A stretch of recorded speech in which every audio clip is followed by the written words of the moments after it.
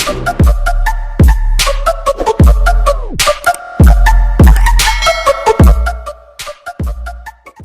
mga master, welcome back to our channel. Panibagong araw, panibagong kabanata na naman ang pagsama-samahin natin ngayong araw na ito. At kung bago ka sa ating channel, paki-click ang subscribe button and hit the notification bell para updated kayo sa ating mga susunod na videos. So mga master, sabay-sabay po natin pakinggan ang kabanata ngayong araw na ito tungkol sa pagbabalik ng Diyos ng digmaan. Let's go! Kabanata 1801 hanggang 1820. Kabanata 1801. Napatulala ang mga Dragonites nang makatanggap sila ng mga order mula sa The Cardinal Hall at sa Eragon. Inilagay sila sa mahirap na posisyon, lalo na nang makita nila ang hindi mapag-aalinlangan ng ebidensya. Naniniwala ako sa Crown King no matter what. Sinasabi nila na masama siya dahil nakita lang nila siyang nagsasanay ng mga pamamaraan ng demonyo. Sinong maniniwala dyan? Tama iyan. Totoong medyo extreme ang teknik ng Crown King, pero may nagawa ba siyang masama kay Erudia? Dahil naranasan ang unang nangyari noon, ang mga Dragonites ay ganap na natapat kay Levi. Wala ni isa sa kanila ang naniwala kahit may hindi makakailang ebidensya sa harap nila. Walang paraan na aalisin natin ang titulo ng Crown King. Magmadali at ipadala sa Cardinal Hall ang aming tugon. Sabihin sa kanila na hindi namin gagawin ito. Kung hindi natin sila mautusan, hindi na nila kailangang isipin na utusan tayo. Ayaw pa rin nilang parusahan si Levi. Sa sandaling iyon, nakatanggap sila ng tawag mula sa kanya. Ano, sinasabi mo sa amin na tanggalin ka sa iyong titulo at titulo? Hindi makapaniwala ang nakasagot sa tawag. Si Levi ang nagkusa at sinabi sa kanila na sundin ang mga utos. Hindi na ako pwedeng mag-aksaya ng oras. Bilisan mo at gawin mo. Ngayon, makinig kang mabuti, sabi niya, binigay ang kanyang mga tagubilin. Naiintindihan ko, aabot na tayo ngayon. Ito ay magiging ganap na kumpidensyal. Sa huli, natuloy ng Dragonites ang plano ng The Cardinal Hall. Malapit ng isakatuparan ang tatlong utos.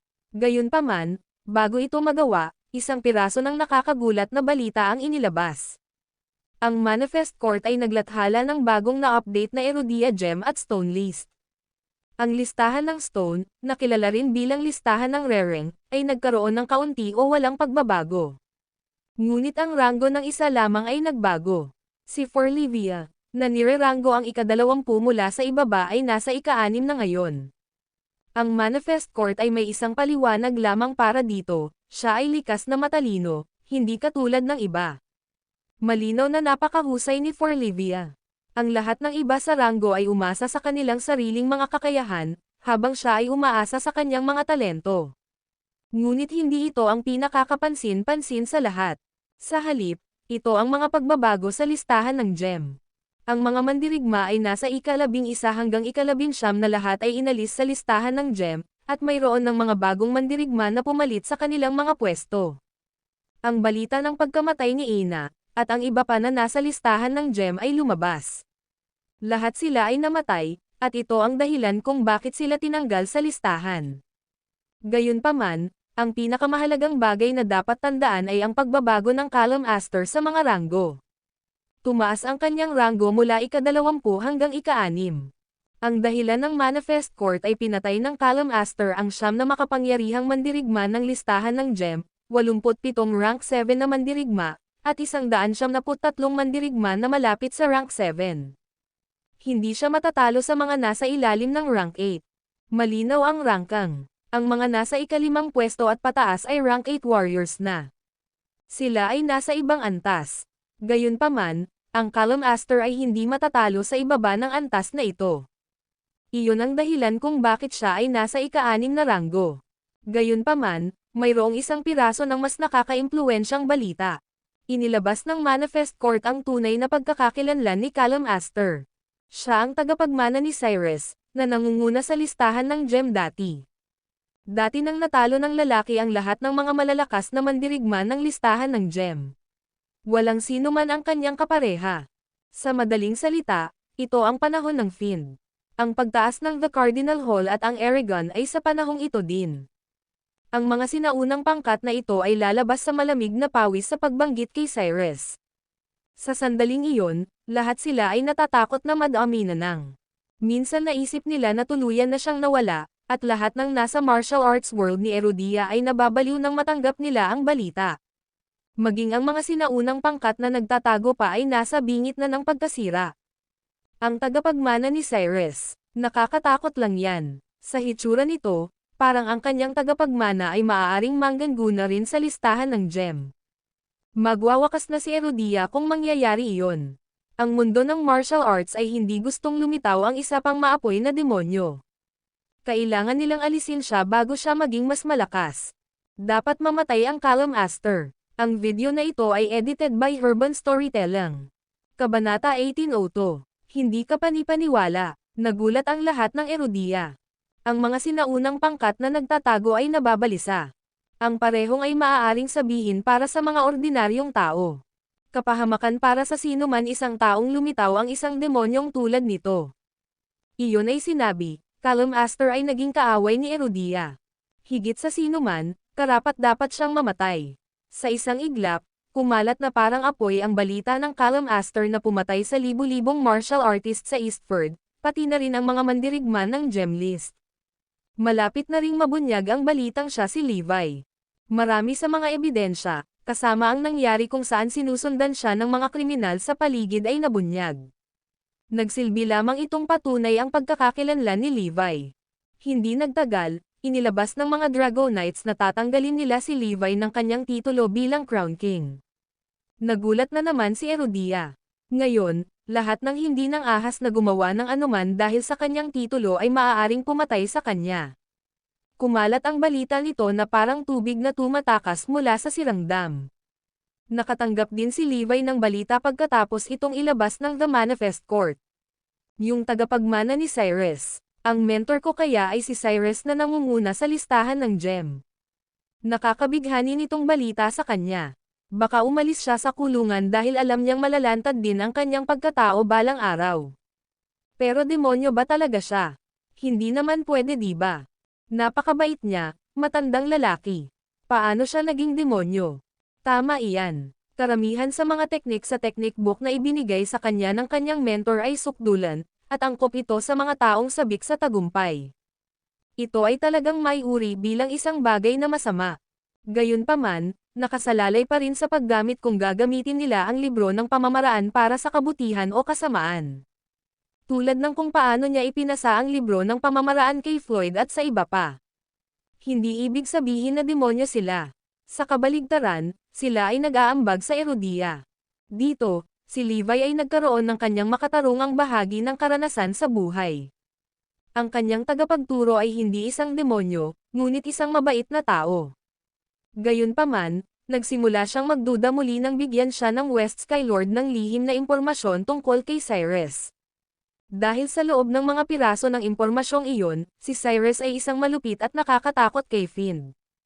Ang pagpatay ng mga tao ay walang halaga sa kanya, at walang bagay na hindi niya gagawin para pahirapan ang iba. Ang lahat ng ginawa niya sa mga tao ay malupit at mabangis lamang. Si Cyrus ay walang pinagkaiba sa isang hayop. Iyon ang impresyon ng lahat sa kanya. Ang mga krimen na kanyang ginawa ay walang katapusan. Si Cyrus ay karapat-dapat na mamatay ng higit sa sinuman. Kahit si Levi ay gustong kumawala sa kanya. Ito ba talaga ang mentor ko? Hindi naman pwede, diba? Hindi makapaniwala si Levi. Baka may hindi ko alam. Unless sinabi niya sa akin, hindi ako maniniwala. Kahit ano pa ang sabihin ng iba, pakiramdam niya ay dalawang magkaibang tao si Cyrus at ang kanyang mentor. Gayunpaman, siya ang tagapagmana ng maapoy na demonyo. Natitiyak niya ito nang walang pag-aalinlangan. Wala nang lugar para sa iyo sa Erudia, guro. Ang martial arts world at the Cardinal Hall ay hindi ka papakawalan. Ngunit hindi mo sila mapapapatay kung darating sila para sa iyo. Napakahirap ng sitwasyon. Dahil doon, napaisip si Levi. Pinaplano niya ang susunod niyang gagawin. Di nagtagal, nagpahayag muli ang Cardinal Hall sa pamamagitan ng Dragonites. Minsan ay na-curious sila kung bakit hindi pinayagan ni Levi na kunin ng sino man ang kanyang anak na babae bilang kanilang alagad. Ngunit ang lahat ay nagkaroon ng kahulugan ngayon. Natatakot siyang malaman ng mga tao na siya ang tagapagmana ni Cyrus. Kung tutuusin, naging tagapagmana rin ng malaking demonyo ang kanyang anak. Tiyak na magkakaroon ng aura na lalabas mula sa kanya, gaano man ito banayad. Siguradong malalantad ang kanyang pagkatao kung may makakapansin. Iyon ang dahilan kung bakit niya itinatago ang kanyang anak. Ngayon, wala na silang choice kundi gumawa ng plano. Habang hinahabol ng The Cardinal Hall si Levi, ipinapadala rin nila si Forlivius sa The Cardinal Hall, nililinis siya ng impluensya ng Fiend, at hinuhubog siya sa isang matuwid na tao. Ang video na ito ay edited by Urban Storytelling. Kabanata 1803. Ang bawat balitang natatanggap nila ay disadvantageous para kay Levi. Pinalala nito ang hindi pagkakaunawaan tungkol sa kanya. Ito ang resulta na ninanais ng mga puwersa sa reso niya. Nais nilang pilitin si Levi sa isang dead end na wala siyang pagpipilian kundi ang lumaban. Pagkatapos, lalaban siya sa The Cardinal Hall at sa mundo ng martial arts ni Erudia. Kahit sinong manalo, maghihintay ang mga puwersang Raysonian upang umani ng mga katawan. Gayunpaman, hindi inaasahan ng publiko, Raysonian forces, at maging ang The Cardinal Hall kung ano ang sumunod na nangyari. Ang mga taong minsang sumunod sa maapoy na demonyo, ibig sabihin, lahat ng naligaw sa madilim na bahagi, ay biglang lumitaw sa isang kritikal na sandali. Sa panahon ng Fiend, sinundan nila si Cyrus para sugpuin ang mga matuwid. Sila ay makapangyarihan at mapagmataas noon. Gayunpaman, pagkatapos ng pagbagsak ng maapoy na demonyo, ang mga tagasunod na ito ay nahaharap sa pag-uusig mula sa mga matuwid na sekta at The Cardinal Hall. Ang mga nakaligtas ay pinilit sa mga sulok ng Erudia at sa pagtatago. Namuhay sila sa mga anino. Kung hindi dahil sa balita tungkol sa tagapagmana ng maapoy na demonyo, kailangan nilang manirahan sa pagtatago sa natitirang bahagi ng kanilang buhay. Matapos ang pagbagsak ng maapoy na demonyo, hindi sila nang ahas na ihayag ang kanilang sarili. Gayunpaman, nagbago ang kanilang sitwasyon. Ang tagapagmana ng maapoy na demonyo. Ibig sabihin magkakaroon tayo ng pinuno. Matagal na nating hinihintay ang araw na ito. Bagamat hindi na tayo mabubuhay upang makitang muli ang maapoy na demonyo, at least tayo ay may tagapagmana niya. Sana ay pangunahan niya tayo para mabawi ang kaluwalhatian ni Cyrus. Sabi ng isa sa Fiery Demon followers. Nang may balita tungkol sa isang bagong pinuno, sunod-sunod na lumitaw ang iba pang mga Fiery Demon na tagasunod, na naghahangad na sundan si Levi. Ito ay ganap na hindi inaasahan. Ang mga sinaunang puwersa ng Fiery Demon na ito ay patuloy na nagpapakita at napakalakas kaysa sa mga kriminal na sumunod kay Levi. Noon, kapag si Cyrus ang kanilang pinuno, mayroon silang lakas na makipaglaban sa mundo ng martial arts ni Erudia. Ngayon, kailangan nilang manatili sa pagtatago upang makatakas mula sa The Cardinal Hall at Eragon. I-announce mo na agad. Kung sino man ang manggahas na saktan ang tagapagmana ng maapoy na demonyo ay ang ating kaaway. Buong puso naming susundin ang tagapagmana ng maapoy na demonyo. Ang buong Erudia ay nagkagulo nang marinig ang idineklara ng tagasunod ng maapoy na demonyo. Maging si Levi ay natulala. Ano ang nangyayari? Bakit gusto akong sundan ng isang grupo ng mga erehe? Nanghihingi ba sila ng gulo? Ang mga bagay ay sapat na mahirap, at ngayon, nagdala sila ng higit pa.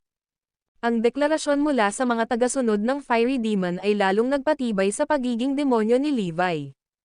Parang imposible para sa kanya na linisin ang kanyang pangalan. Samantala, ang mga puwersa sa reso niya ay nasa sabik tungkol sa hitsura ng mga tagasunod ng Fiery Demon. Tila nasa panig nila ang swerte. Dati, akala nila si Levi ay kailangang lumaban mag-isa.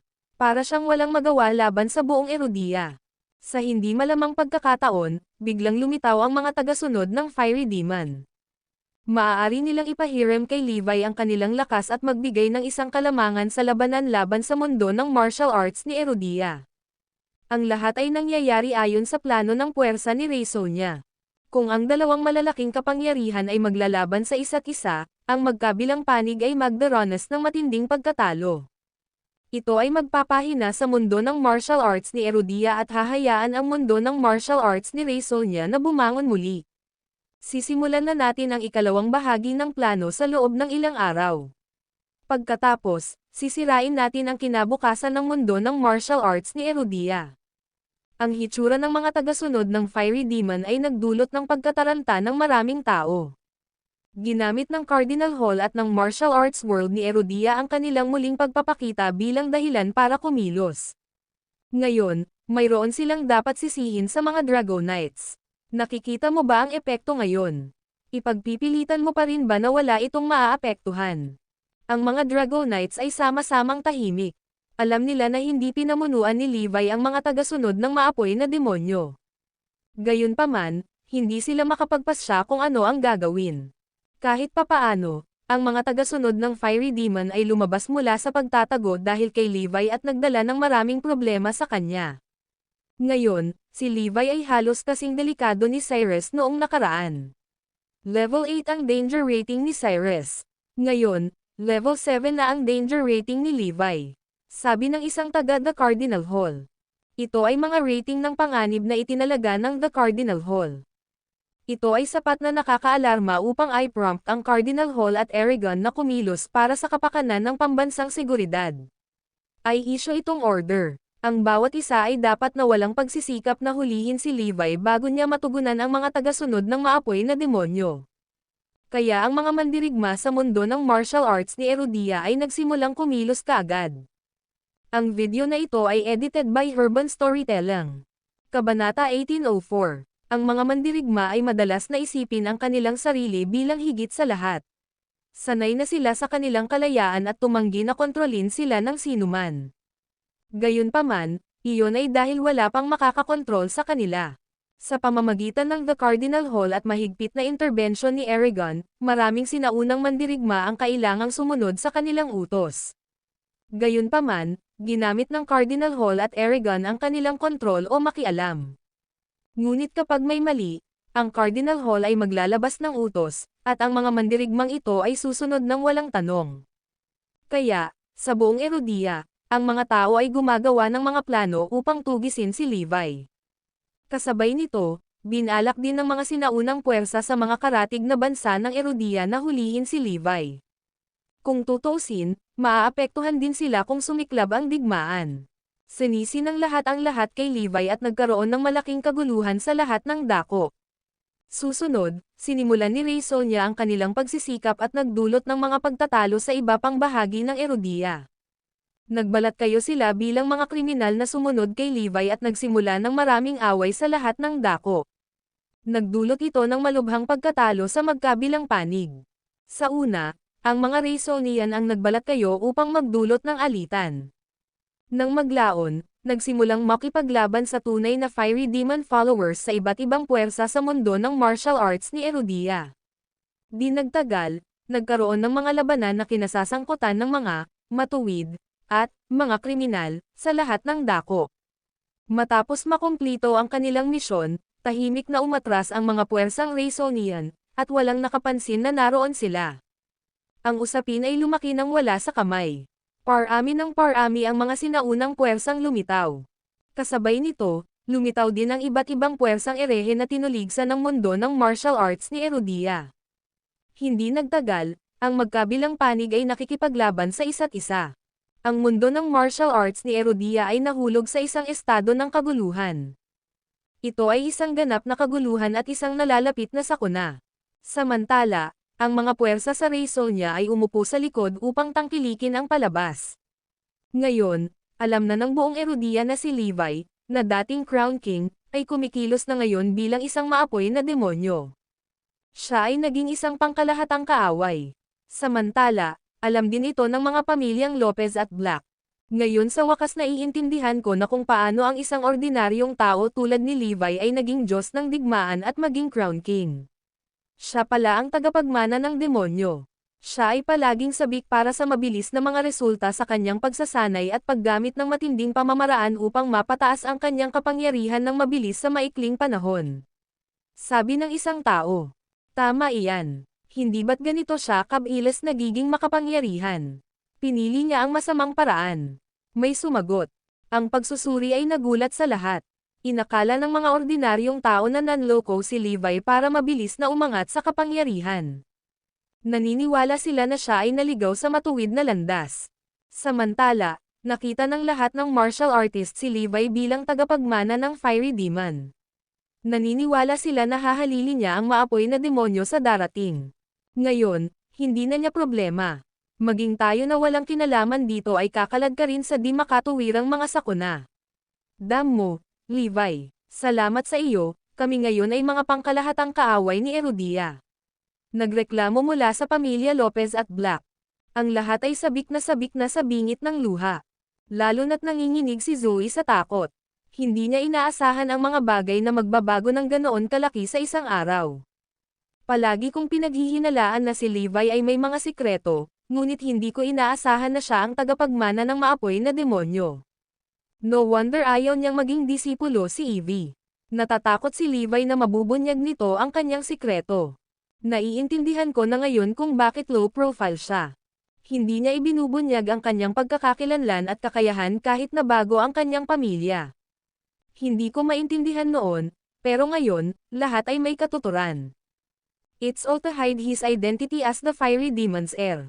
Si Zoe at ang mga pamilyang Lopez at Black ay hindi labis na nag-iisip.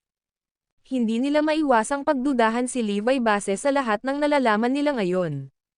Ngayon, naniniwala sila na hindi kailanman nawala si Forlivio ngunit itinago siya ni Levi upang hindi matugunan ng Cardinal Hall ang kanyang sikreto. Nasa delikadong sitwasyon tayo ngayon. Ngayong si Levi ang pantirya ng galit ng lahat, nanganganib ang sino mang kumakalat sa kanya. Nasira ang kinabukasan ni Evie. Levi, galit ako sayo. Sigaw ni Zoe. Nag-aalala ako kay Evie. Masyadong delikado para sa kanya na makasama siya. Samantala, si Levi ay naglalakbay sa Northampton ng mag-isa. Guro, ano ang susunod nating gagawin? May nagtanong sa kanya. Ang video na ito ay edited by Herban Storytelling.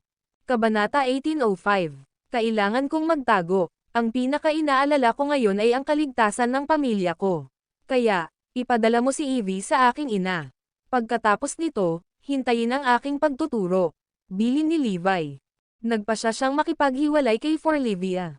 Malalagay siya sa matinding panganib kung mananatili siya sa piling niya. Gayunpaman, hindi niya nais na makarating dito. Samantala, sa Gamma Tech Training Base, tumawa si Jared nang marinig ang balita tungkol kay Levi. Ang Diyos ay nasa aking panig. Deklara niya. Levi, sino ang nakakaalam na magiging kalaban ka ni Erudia? Haha, dapat parusa ito ng Diyos. Lalong natuwa si Jared. Mariin niyang ikinuyom ang kanyang mga kamao, at nanlaki ang kanyang mga mata sa sobrang tuwa. Nag-ipon siya ng matinding sama ng loob kay Levi, kaya natuwa siya nang makitang may problema si Levi.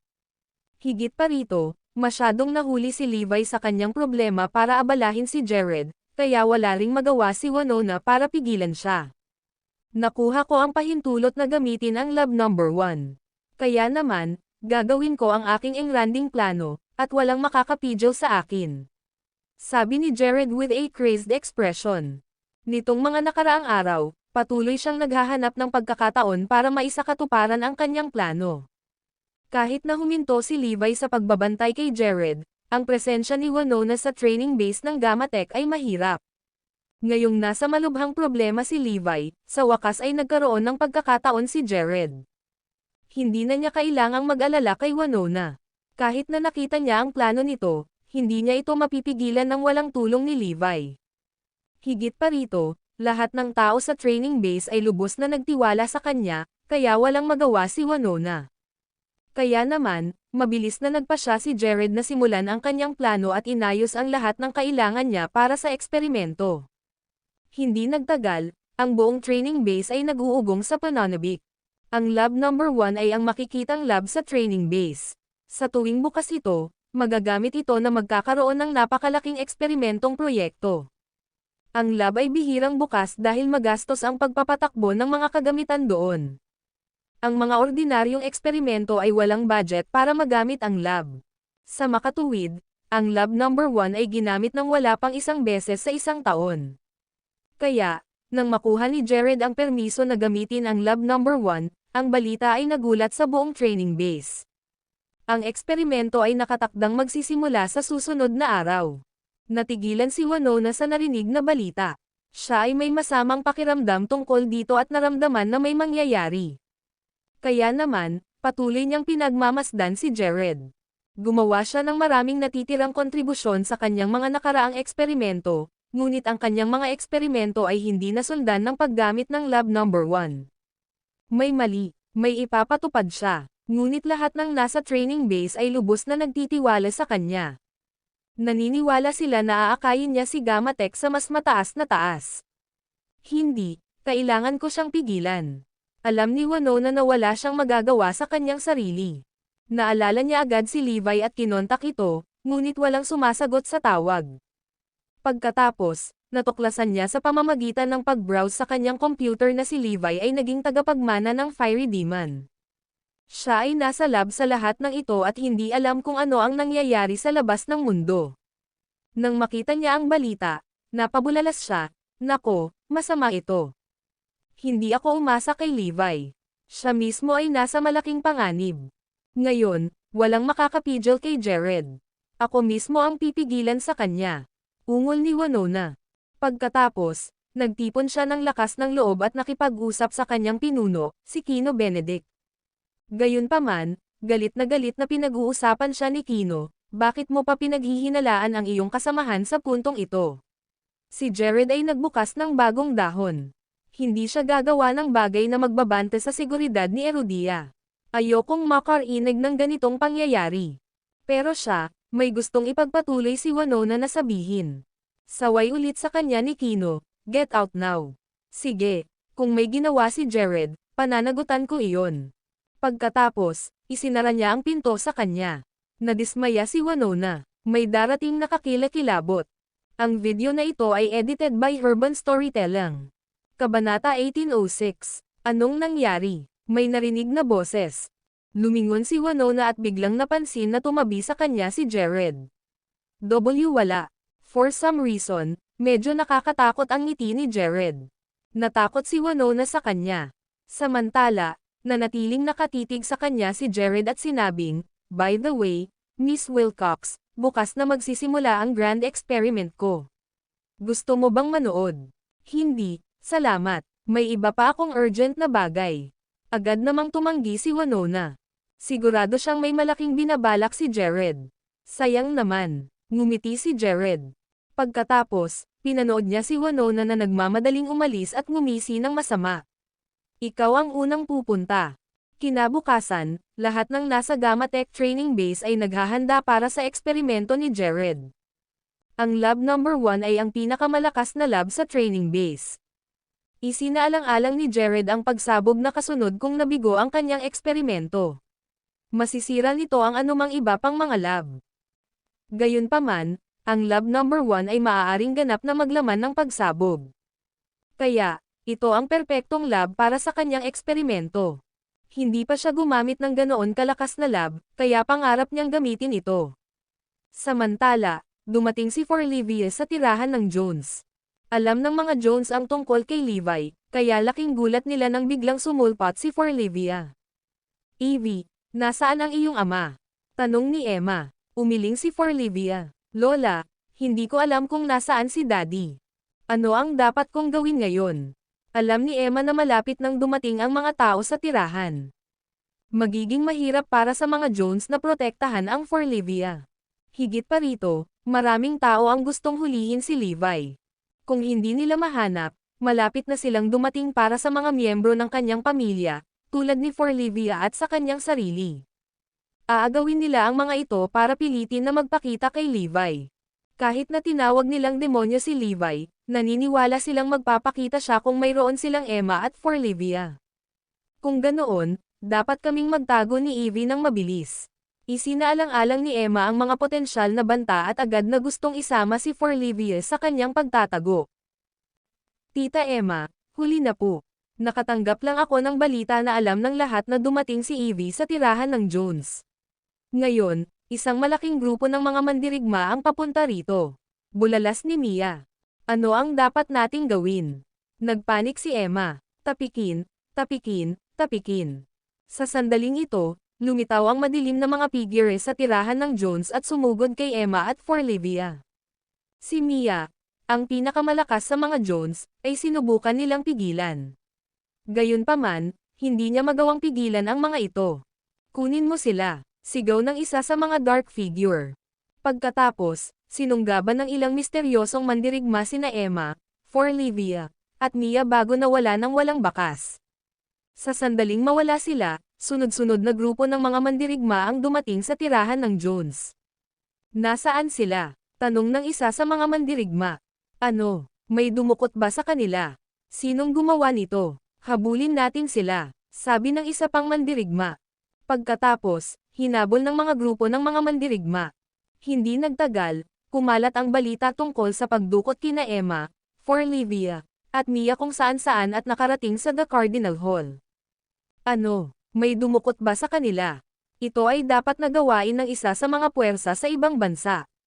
Ginamit nila ang kasalukuyang kaguluhan para dukutin sila, sabi ng isang tao sa The Cardinal Hall. Ganyan dapat. Ito ay isang magandang pagkakataon para sa kanila. Napakagaling ng batang iyon. Sa kabutihang palad, dinukot siya sa halip na patayin siya. Kung hindi, ang pagkamatay niya ay isang malaking kawalan para kay Erudia. Isa pang tao ang tumunog. Kailangan natin siyang hanapin at ibalik. Hikayatin ang mga tao na hanapin siya ngayon. Ang bagay na ito ay kapareho ng kahalagahan ng paghuli kay Levi. Hindi nagtagal ay nakarating sa pamilya Lopez at Black ang balita ng pagdukot kay Forlivia. Halos sumabog si Zoe sa sobrang galit. Levi, anong ginagawa mo? Pinilit mong ipadala ang anak ko sa nanay mo. Ngayon, pareho na silang dinukot. Hinding-hindi kita mapapatawad. Pagkatapos, hindi niya napigil ang umiyak. Sa panahon ng kaguluhan, sunod-sunod na dumarating ang kasawian. Ang video na ito ay edited by Urban Storytelling. Kabanata 1807, si Levi ay naging kaaway ng publiko. Malapit nang tapusin ni Jared ang kanyang kakilakilabot na eksperimento. Sina Emma at Forlivia ay dinukot. Ang mga kasawian ay sumunod sa mga taong buhay ay pababa ng burol. Ang sitwasyon ay mas malala kaysa sa naisip. Maya-maya, may lumabas na grupo ng mga lalaking nakamaskara na nakasuot ng itim sa labas ng tirahan ni Zoe.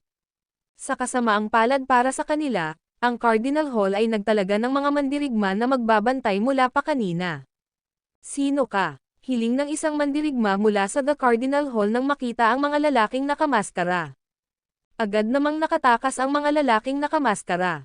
Nang makarating sa kaalaman ng The Cardinal Hall ang nangyari, natitiyak nilang ang mga puwersa sa ibang bansa ay nagpaplanong dukutin ang mga miyembro ng pamilya ni Levi. Dahil si Levi ay naging pangkalahatang kaaway ni Erudia, naniniwala sila na ang mga puwersa sa ibang bansa ay nagplano na bihagan ang pamilya ni Levi upang kumbansihin si Levi na sumama sa kanila. Kung nangyari iyon, masama para kay Erudia. Si Levi ay nasa ika-6 na ngayon sa listahan ng gem ni Erudia. Siya rin ang tagapagmana ng maapoy na demonyo, na naging seryosong banta sa kanya. Kaya naman, magiging kapahamakan kung siya ay sasali sa mga puwersa sa ibang bansa. Bukod dito, nagtipon ang isang malaking grupo ng mga tagasunod ng Fiery Demon dahil sa kanya. Kung sumama rin sila sa kanya, nakakakilabot. Una, kailangan nating hanapin at iligtas ang anak at ina ni Levi. Pangalawa, kailangan nating protektahan ang iba pang miyembro ng pamilya ni Levi. Huwag hayaang may lumapit sa kanila. Ang Cardinal Hall ay naglabas kaagad ng mga utos. Kaya, si Zoe ay nasa ilalim ng ligtas na proteksyon. Hindi lamang maaaring dinukot siya ng sinuman, maging ang paglapit sa kanya ay imposible. Gayunpaman, walang nakakaalam na lahat ito ay bahagi ng plano ni Levi. Ang mga nakahuli kina Emma, Forlivia, at Mia ay hindi masamang tao kundi mga taong ipinadala ni Levi. Inisip ni Levi ang planong ito sa simula pa lang. Ngayon na ang buong Erudia at ilang kalapit na bansa ay naghangad na saktan si Levi ay palaging tumatakbo. Kaya naman, hindi niya madala sina Emma, Forlivia, at Zoe. Gayunpaman, mag-aalala siya sa kanilang kaligtasan kung wala sila sa tabi niya. Kung tutuusin, hindi niya masisiguro ang kanilang kaligtasan kung wala siya sa kanila. Isa pa, pinaplano ng kanyang mga kaaway na gamitin ang kanyang mga mahal sa buhay para pilitin siyang magpakita ng sarili at magpasakop sa kanilang mga bidding. Ayaw ni Levi na mangyari iyon.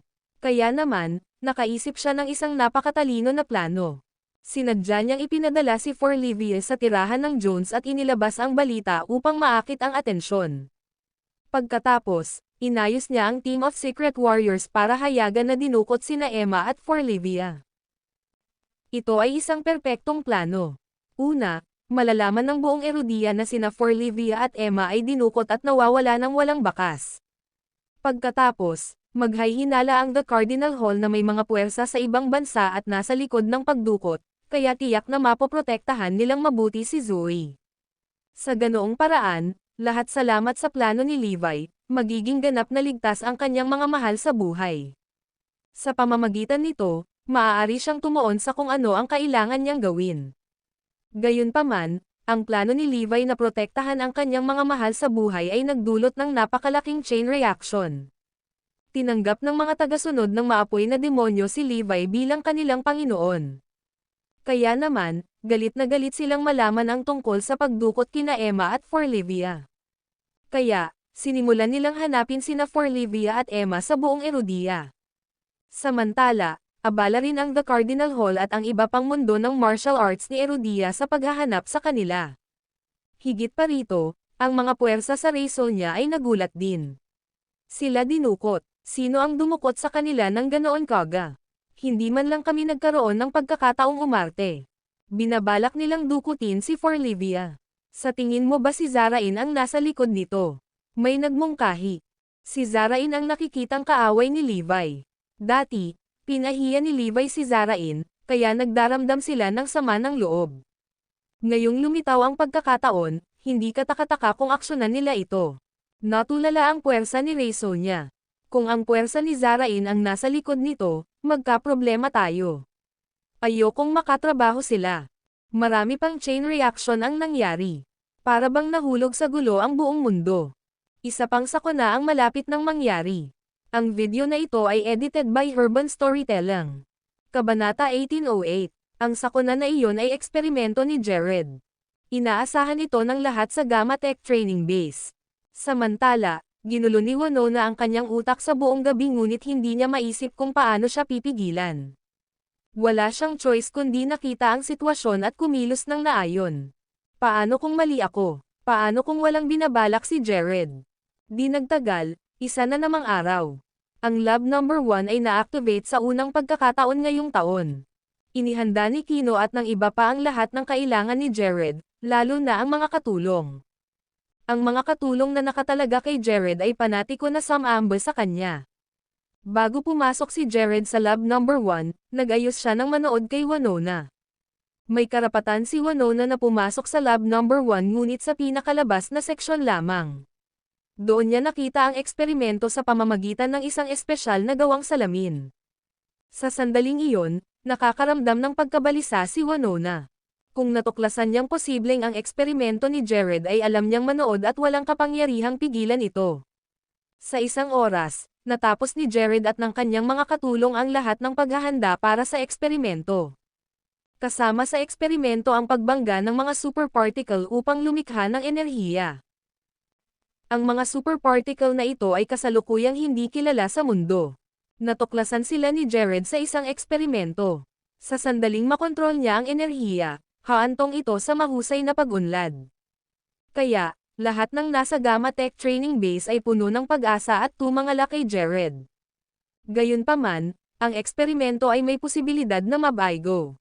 Kung nabigo ang eksperimento, maglalabas ito ng napakalaking enerhiya na kakalat at sisire sa base ng pagsasanay. Ang Lab Number 1 ay ang tanging lab na maaaring maglaman nito. Bagamat ang eksperimento ni Jared ay may mataas na pagkakataon na magtagumpay, ang lahat ay nakasuot pa rin ng pinakamataas na antas ng protective suit. Pagkatapos, nagsimula ang eksperimento. Patuloy silang nagbabanggaan ng mga superparticle sa isa't isa at nag-eeksperimento sa mga superparticle. Di nagtagal, mahigit 7 oras ang lumipas, at inulit nila ang eksperimento ng libu-libong beses. Sa katunayan, mayroon ng malaking data si Jared mula sa nakaraang 10 eksperimento. Gayunpaman, isinagawa ni Jared ang eksperimento sa Lab Number 1 ng 8,000 beses upang mapataas ang rate ng tagumpay nito. Siya ay ganap na tiwala. Ngayon, dumating na ang pinakamahalagang hakbang ng eksperimento. Sa hindi malamang dahilan, patuloy na kumikibot ang kanang talukap ng mata ni Winona, at malakas ang kabog ng kanyang puso na parang nagbabantang tumakas mula sa kanyang dibdib. May masamang paparating. Di nagtagal, ang mga superparticle ay malapit ng bumangga sa isa't isa ng direkta. Kung nabigo ang banggaan na ito, lilikha ito ng hindi maisip na dami ng enerhiya. Kinabahan ang lahat dahil kahit ang protective suit ay hindi sila maprotektahan mula sa enerhiya. Tulad ng pag-aalala ng lahat tungkol sa kung ang protective suit ay magsasanggalang sa kanila mula sa enerhiya, si Jared ay gumawa ng isang kabaliwan. Hinubad niya ang kanyang protective suit. Nagulat at natigilan ang lahat sa lab. Anong ginagawa niya? May sumigaw. Shit, nababaliw ka na ba? Anong ginagawa mo? Isuot ang protective suit ngayon. Delikado iyan. Pagkatapos, tinawag ng lahat si Jared na magsuot ng protective suit. Kahit na ang mga particle na ito ay naglalabas lamang ng isang maliit na halaga ng enerhiya sa sandaling ito ay sapat na upang mawala ang isang tao. Kaya naman akala nilang lahat ay baliw si Jared. Tumahimik ka. Alam ko ang ginagawa ko. Hindi sila pinansin ni Jared at nilapitan ang particle collider. He was grinning madly. Bago pa man ang banggaan ng mga superparticle, ang mga superparticle ay may malakas na larangan ng enerhiya. Sa kabila nito, mabilis na naglakad si Jared papunta sa energy field. Agad na tumindi lahat ng balahibo niya at nakakatakot ang itsura niya. Natakot ang lahat. Kung hindi niya kayang tiisin ang lakas ng enerhiya sa larangan ng enerhiya, sisabog siya. Gayunpaman, walang pakialam si Jared. Siya ay naging baliw. Tingnan mo yan, tunay na henyo yan. Isang tunay na baliw na henyo. Mayroon ba sa inyo ang may ganoong katapangan? Bigyan natin siya ng malaking kamay. Si Kino ay nanonood mula sa likod ng isang espesyal na salamin at nagsimulang pumalakpak. Nagpalakpakan din ang iba at buong pagtataka na tumingin kay Jared. Si Winona lang ang may masamang pakiramdam tungkol dito. Ang video na ito ay edited by Urban Storytelling.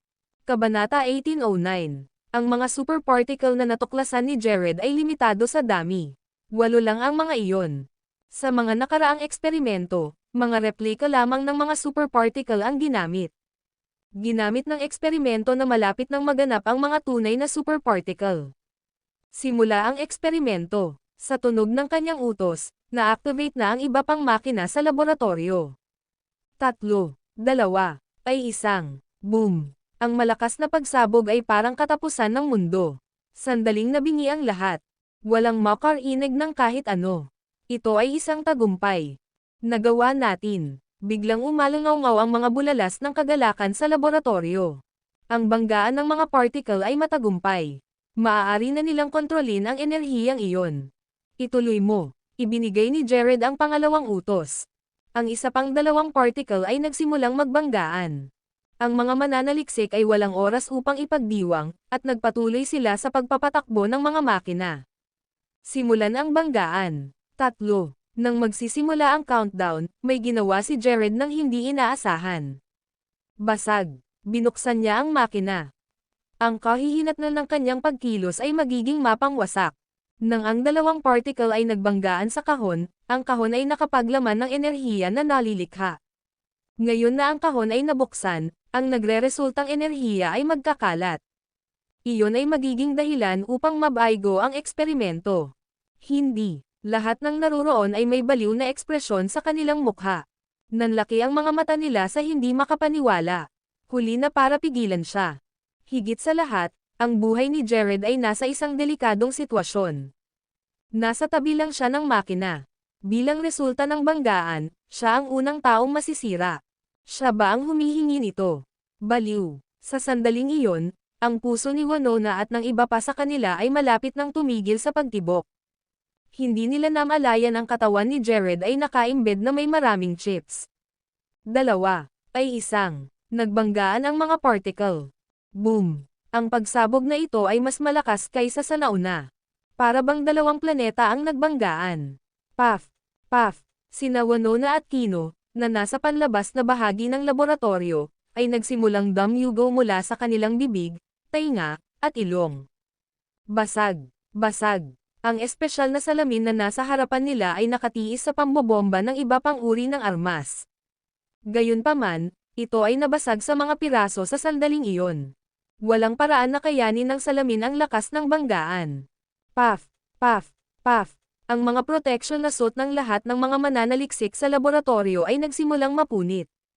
May dugo sa lahat ng dako, at ang mga nasawi ay nakakagulat. Ito ay hindi mapigilan. Walang ganoong uri ng paraan para labanan. Ang lakas ng banggaan ay napakalakas na halos nabura nito ang lahat ng instrumento sa Lab Number 1. Sa kabutihang palad, ang Lab Number 1 ang pinakamalakas at hindi pa bumagsak. Kung hindi, ang buong base ng teknolohiya ay sinira sa lupa. Bagamat dumudugo si Winona sa mga sandaling iyon, hindi pa rin umaalis kay Jared ang kanyang tingin. Sa opinyon ni Winona, si Jared ay nasa ground zero, at ang magiging epekto sa kanya ay ang pinakamasama. Sa sandali ng impact, nawala ang mga damit ni Jared sa isang iglap, at natunaw ang kanyang katawan. Siya ay naging napakalinaw na ang kanyang mga ugat at buto ay nakikita. Hindi nagtagal, nawala ang kanyang laman at dugo at pati ang kanyang mga buto ay nabasag. Bago pa siya makapag-react, lumitaw na naman ang liquefied Jared. Pagkatapos nito, ang katawan ni Jared ay naging isang translucent shade ng pula. Nakikita ng isa ang atomic energy na mabilis na dumadaloy sa loob ng kanyang katawan. Talaga, ginagamit ni Jared ang consequential energy na nabuo ng banggaan ng mga particle upang mabago ang estado ng kanyang katawan. Hindi, ang katawan ni Jared ay nawala at napalitan ng isang na binubuo ng atomic energy. Gayunpaman, napanatili niya ang kanyang kamalayan. Lumalabas na ang tunay na intensyon ni Jared sa eksperimento ay ibahin ang anyo ng kanyang katawan. Napanatili niya ang kanyang kamalayan at pinahintulutan ang kanyang pisikal na katawan na muling ayusin. Nangangahulugan iyon na ang kanyang katawan ay isang nilalang na ng dalisay na enerhiya. Nakakatakot ang enerhiyang dumaloy sa loob niya. Ang Diablo ay ipinanganak. Ang video na ito ay edited by Urban Storytelling. Kabanata 1810. Kahit na hinulaan ni Winona ang ilang nakakagulat na paglipat mula kay Jared, hindi iyon ang naisip niya. Hindi niya akalain na gagawin ni Jared ang eksperimento sa kanyang sarili. Sino sa mundo ang maglalakas loob na gumawa ng ganoong bagay? Lalo na nang nasaksihan ng lahat ang nakakakilabot na eksena kanina. Ang enerhiya na nabuo ng banggaan ay ganap na nawasak ang pisikal na katawan ni Jared. Wala man lang natira sa kanya. Siya lang ang maaaring maging ganito kabaliw sa buong mundo. Walang sino man ang mag-iisip na gumamit ng sobrang enerhiya upang baguhin ang kanilang sariling mga katawan. Hindi banggitin na ang rate ng tagumpay ay magiging napakababa. Ang pagkabigo ay magreresulta sa ganap na kamatayan. Matagal nang pinaglaruan ni Jared ang nakatutuwang eksperimentong ito. Noong nakaraan, nakaimbento siya ng mga armas tulad ng deicide at nakontrol niya ang napakalaking lakas ng enerhiya. Gayunpaman, ang lahat ng iyon ay nangangailangan sa kanya na umasa sa mga panlabas na bagay at sa tulong ng iba. Ang kapangyarihan ay hindi nagmula sa loob niya. Gaano man kalakas ang kanyang mga sandata, sa huli ay isa lamang siyang normal na tao. Kaya nga kailangan niya ng pagbabago. Siya ay handa na maging isang paksa ng pagsubok at ginawa ang kanyang sarili sa isang makapangyarihang nilalang. Upang makamit ang kanyang layunin, sumagi sa kanyang isipan ang paggamit ng genetic modification o mga gamot. Hindi niya inisip na maging cyborg tulad ni Byron. Sa kasamaang palad, ang lahat ng mga pagpipiliang iyon ay hindi makatugon sa pagkauhaw ni Jared na maging ang tunay na mandirigma. Nais niyang maging pinakamahusay sa mga pinakamahusay. Dahil dito, ang nakakabaliw na eksperimentong ito ay nakahawak sa kanyang isipan. Ang unang hakbang ay upang makabuo ng enerhiya mula sa banggaan ng mga particle. Susunod, kailangan niyang panatilihin ang kanyang kamalayan. Ang ikatlong hakbang ay ang sirain ang kanyang pisikal na katawan. Kung tungkol sa huling hakbang, kailangan niyang muling buuin ang kanyang katawan. Naghanda si Jared para sa eksperimentong ito. Ginamit niya ang mga pinaka-advanced na teknolohiya sa mundo. Hindi mahalaga kung gaano kakomplikado ang buong proseso, nanatili ang punto na nagtagumpay si Jared. Talaga, hindi na siya tao. Siya ay isang katawan ng purong enerhiya. Maliban sa kanyang sariling kamalayan, ang natitira sa kanya ay binubuo ng enerhiya. Iyon ang nakakatakot na aspeto ng teknolohiya. Maaaring baguhin ng pinakamotong teknolohiya ang lahat. Si Jared na ngayon ang nasa tuktok ng lahat. Sa isang katawan ng purong enerhiya, si Jared ay napapalibutan ng mga kislap ng liwanag at naglabas ng nakakatakot na aura. Ang enerhiya na ginawa ng banggaan ay ginamit upang mabuo ang katawan ni Jared. May isip lamang ng isa ang kapangyarihang taglay ni Jared sa loob niya sa sandaling iyon. Nagawa ko. Napaungol si Jared. Mayroong walang uliran na enerhiya sa dagandong niyang iyon. Basag. Basag. Ang lahat ng hindi masisira na makina sa Lab Number 1 ay nagkapira-piraso sa ilalim ng pagsalakay ng sonic energy. Tulad ng para sa mga mananaliksik na nakaligtas sa unang barrage, lahat sila ay sumabog sa mga gulo ng dugo sa lugar. Wala sa daan-daang mga ito ang nakaligtas. Lahat sila ay nawala sa isang kisap mata. Dati-rati, admirer sila ni Jared. Gayunpaman, sa huli, sila ay pinatay niya. Natigilan si Jared. Paano ito nangyari? Tila hindi na control ni Jared ang enerhiya na naninirahan sa loob ng kanyang katawan. Iyon ang dahilan kung bakit ang isang dagandong na tulad nito ay nagbunga ng napakalaking kapangyarihan. Gayunpaman, ang mga chips na itinanam sa kanya noon ay nagpapahintulot sa kanya na kontrolin ang enerhiya na iyon gamit ang kanyang kamalayan. Makalipas ang 30 segundo, nagawang pamahalaan ni Jared ang enerhiya sa loob niya. Isang pagtulak ng kanyang kanang kamay, at ang nakakatakot na enerhiya ay bumulwak mula sa kanyang kamay. Basag. Ang enerhiya ay nagdulot ng isang bitek sa lupa, at isang bangin na 100 metro ang lumitaw. Parang mahati ang lupa sa dalawa. Nayanig ang buong laboratorio at parang babagsak na ito. Nagulat ang lahat. Si Jared ay naging sobrang nakakatakot. Para siyang demonyo. Naunawaan ng grupo ng mga mananaliksik kung ano ang ibig sabihin nito. Hinding-hindi matatalo si Jared. Hindi maliban kung ang kanyang enerhiya ay lubusang naubos.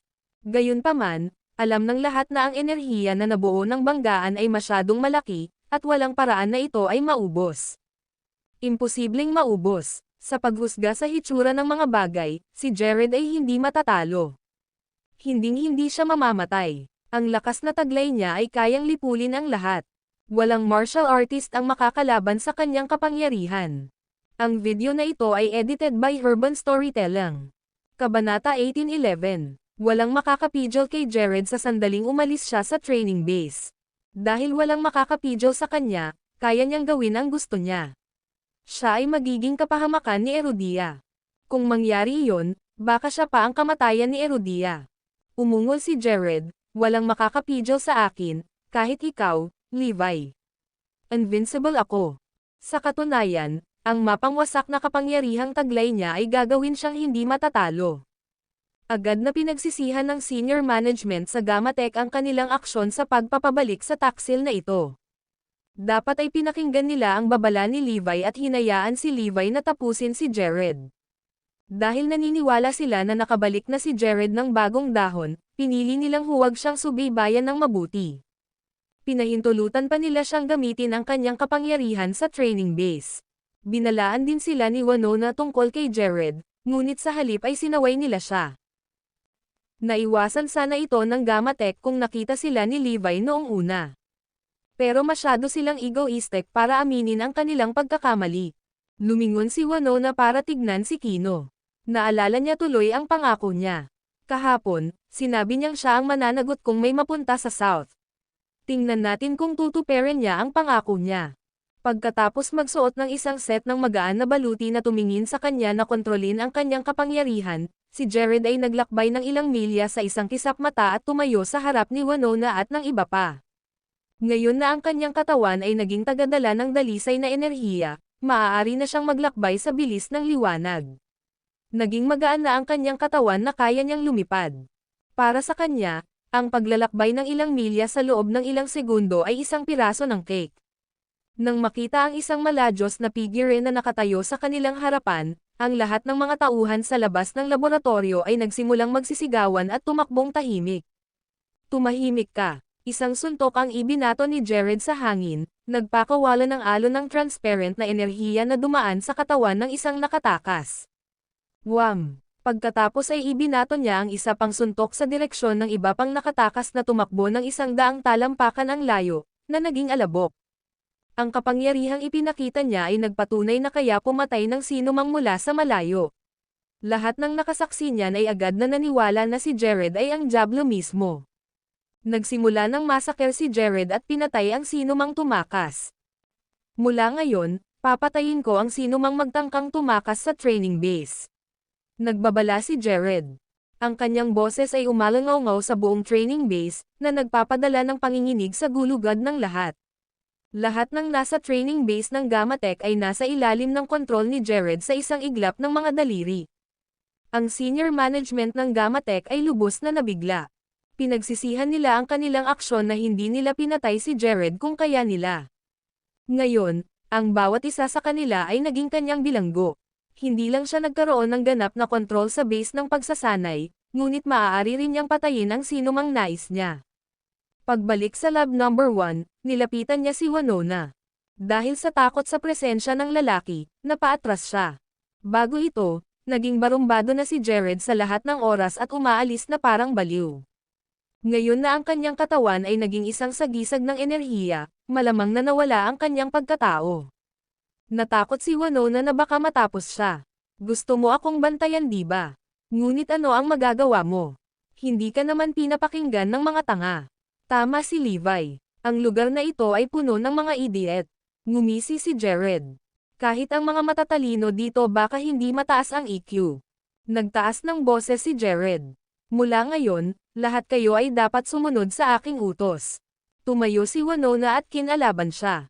Natatakot ako sa kamatayan, ngunit kung gusto mong kunin ang iyong mga utos, sa ibabaw ng aking bangkay. Sa tingin mo ba hindi kita papatayin? Unti-unting itinaas ni Jared ang kanang kamay. Ang video na ito ay edited by Urban Storytelling.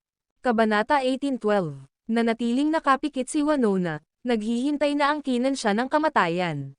Gayunpaman, hindi niya napigilan ang panginginig ng kanyang katawan. Isang malamig na ungol ang pinakawalan ni Jared. Sa tingin mo bibigyan kita ng madaling kamatayan? Walang pag-asa. Hindi ba kayo nakikipag-ugnayan kay Levi? Bakit hindi mo siya tawagan para pigilan ako? Tanong niya. Ay, nakalimutan ko, patuloy niya na may kasamang sarkastikong ngisi. Si Levi ang pangunahing kaaway ni Erudia ngayon. Nakikita siya ng lahat bilang malaking demonyo at gusto siyang patayin. Hindi niya kayang protektahan ang sarili niya. Binigyan siya ni Winona ng nakamamatay na titig. Mas demonyo ka pa sa kanya. Ikaw ang malaking demonyo. Sa wakas ay naunawaan niya na ang kasamaan ay nagmula sa puso. Wala itong kinalaman sa kung gaano kalaki ang pagbabante ng isang tao batay sa kapangyarihang taglay niya. Sina Levi at Jared ang pinakamagandang buhay na patunay ng loika. Agad na nagsagawa ng massacre si Jared sa sandaling makuha niya ang mapanirang kapangyarihan. Hindi ito ang kaso para kay Levi. At least base sa pagsisiyasat ni Winona, si Levi ay isang taong todo-todo para ipagtanggol si Erudia at ang mga mamamayan nito. Agad naman siyang pinigilan ni Kino na nakatayo sa tabi ni Winona. Ano bang pinagsasabi mo? Paano mo may kukumpara si Mr. Shite kay Levi? Si Mr. Shite ay matalino at hindi magaganda, at siya ang kinabukasan ni Erudia. Huwag kang manggahas na ikumpara siya sa demonyong iyon. Napailing si Winona kay Kino. Anong oportunista? Nakalimutan na ba niya ang pangako niya kahapon? Bigla namang humagalpak ng tawa si Jared. Hindi maiwasan ni Kino ang manginig. Lumingon sa kanya si Jared at nagtanong, alam mo ba kung anong uri ng tao ang pinakaayaw ko? Wala akong ideya. Nablangko ang isip ni Kino. Nasusuklam ako sa mga taong katulad ni Levi, at nasusuklam din ako sa mga katulad mo. Pagkasabi noon, ipinatong ni Jared ang kanyang kamay sa bungo ni Kino. Ang kanyang palad ay nagbuga ng alon ng enerhiya na tumagos sa ulo ni Kino, dahilan upang mapaungol ang huli sa sobrang sakit. Nagsimulang maglaho ang katawan ni Kino, at sa loob ng ilang segundo, nawala siya sa manipis na hangin, walang naiwan. Natulala ang mga nakasaksi. Napakabisyosong tao. At ikaw, nilinga ni Jared si Winona. Bubuhayin kita para mapanood mo kung paano ako umakyat sa tuktok. Demonyo si Levi, diba? Well, mamarkahan ko siya bilang susunod kong target. Sa sandaling maalis ko siya, ang mga Erudian ay magpupuri sa akin bilang kanilang bayani. Simula noon, walang makakapigil sa akin na maging number 1 sa gem list. Tumawa ng baliw si Jared. Guro, sigurado akong matutuwa ang Cardinal Hall na malaman na plano mong sundan si Levi. Biglang lumabas mula sa isang madilim na sulok ang ilan sa mga tagasunod ni Jared. Nanginginig sa galit si Winona. Ang tunay na demonyo ang humahabol sa bayani sa ngalan ng hustisya. Napaka-ironic. Ano ang sitwasyon ngayon? Tanong ni Jared. May nahuli sa anak at ina ni Levi, at si Zoe ay nasa The Cardinal Hall ngayon. Sabi ng isa niyang tauhan. Napaawang ang isang sulok ng bibig ni Jared nang marinig iyon. Zoe, bakit pakiramdam ko wala na akong nararamdaman para sa'yo? Pero huwag kang mag-alala, gagawin pa rin kitang akin. Kahit na ang kanyang katawan ay sumailalim sa pagbabago, napanatili pa rin ni Jared ang kanyang subconscious mind. Pero parang nawala lahat ng nararamdaman at emosyon niya. Pero malinaw na may plano na siya. Gusto kong kontrolin mo ang buong Gamatech. Patrabahuan mo sila para sa akin. Siguraduhin ganap na gamitin ang lab number 1. Gusto kong maging handa silang magtrabaho para sa akin sa lalong madaling panahon. Sa pagbabalik ng kanyang mga dating tropa, si Jared ay may ganap na kontrol sa Gamatech training base ngayon. Sa puntong ito, walang nakakaalam na ang pinaka-technically advanced na base ng pagsasanay ay nahulog sa mga kamay ng isang demonyo. Sa susunod, hahabulin ko sina Levi at Zoe. Isang mahinang tawa ang pinakawalan ni Jared. Sa kabila ng pag-alam na isa pang sakuna ang paparating, wala nang magagawa si Winona, dahil ikinulong nila siya. Ang video na ito ay edited by Herban Storytelling. Kabanata 18:13. Karaniwang abala sa pagsasaliksik, halos wala siyang kaibigan, at si Levi ang tanging pangalan na pumasok sa isip niya. Mas nakakatakot para sa kanya na malaman na si Jared ay hindi alam na may kapangyarihang pumatay, ngunit kaya rin niyang manipulahin ang pag-iisip ng mga tao. Nang umalis siya, nakontrol niya ang isip ng isang pangunahing tauhan sa Gamatech Training Base. Ito ay isang nakakatakot na paghahayag. Kasabay nito, sinisikap ni Levi na iwasang mahuli ang iba't ibang puwersa habang sinusubaybayan ang utak. Walang paraan na maaaring hayaan niya ang mga bagay pagkatapos malaman na may tao sa likod ng lahat ng gulo. Sinamantala ng mga taong iyon ang pagkakataon na suruan siya at patindihin ang alitan ni Erudia sa kanya. Ang paraan na ginamit ay madali. Sa isang banda, ang mga taong iyon ay nagpanggap na mga tagasunod ng maapoy na demonyo at madalas na lumikha ng gulo sa mundo ng martial arts sa Erudia. Sa kabilang banda, nagsagawa rin sila ng mass killing spree at ginawang parang si Levi ang may pananagutan dito. Anuman, tiwala si Levi na malamang na maiiwan nila ang kanilang mga bakas ng hindi sinasadya. Hanggat sinusundan niya ang kanilang landas, malamang na may matuklasan siya. Dahil dito, dinala siya nito sa Tyhaven City sa Timog. Ayon sa balita, isang digmaan ang naganap doon kamakailan, at sa dinami-dami ng mga taong nakipaglaban dito, isa raw doon si Levi. Dahil dito, nagbalat kayo si Levi nang dumating siya sa lungsod. Sa sinaunang manual na iniwan ng kanyang tagapagturo para sa kanya, mayroong isang talaan ng pinakamataas na pamamaraan ng pagbabalat kayo ni Erudia, na hindi nagtagal upang makabisado siya. Kung wala siyang sinabi tungkol sa kanyang pagkatao, walang makakakilala sa kanya.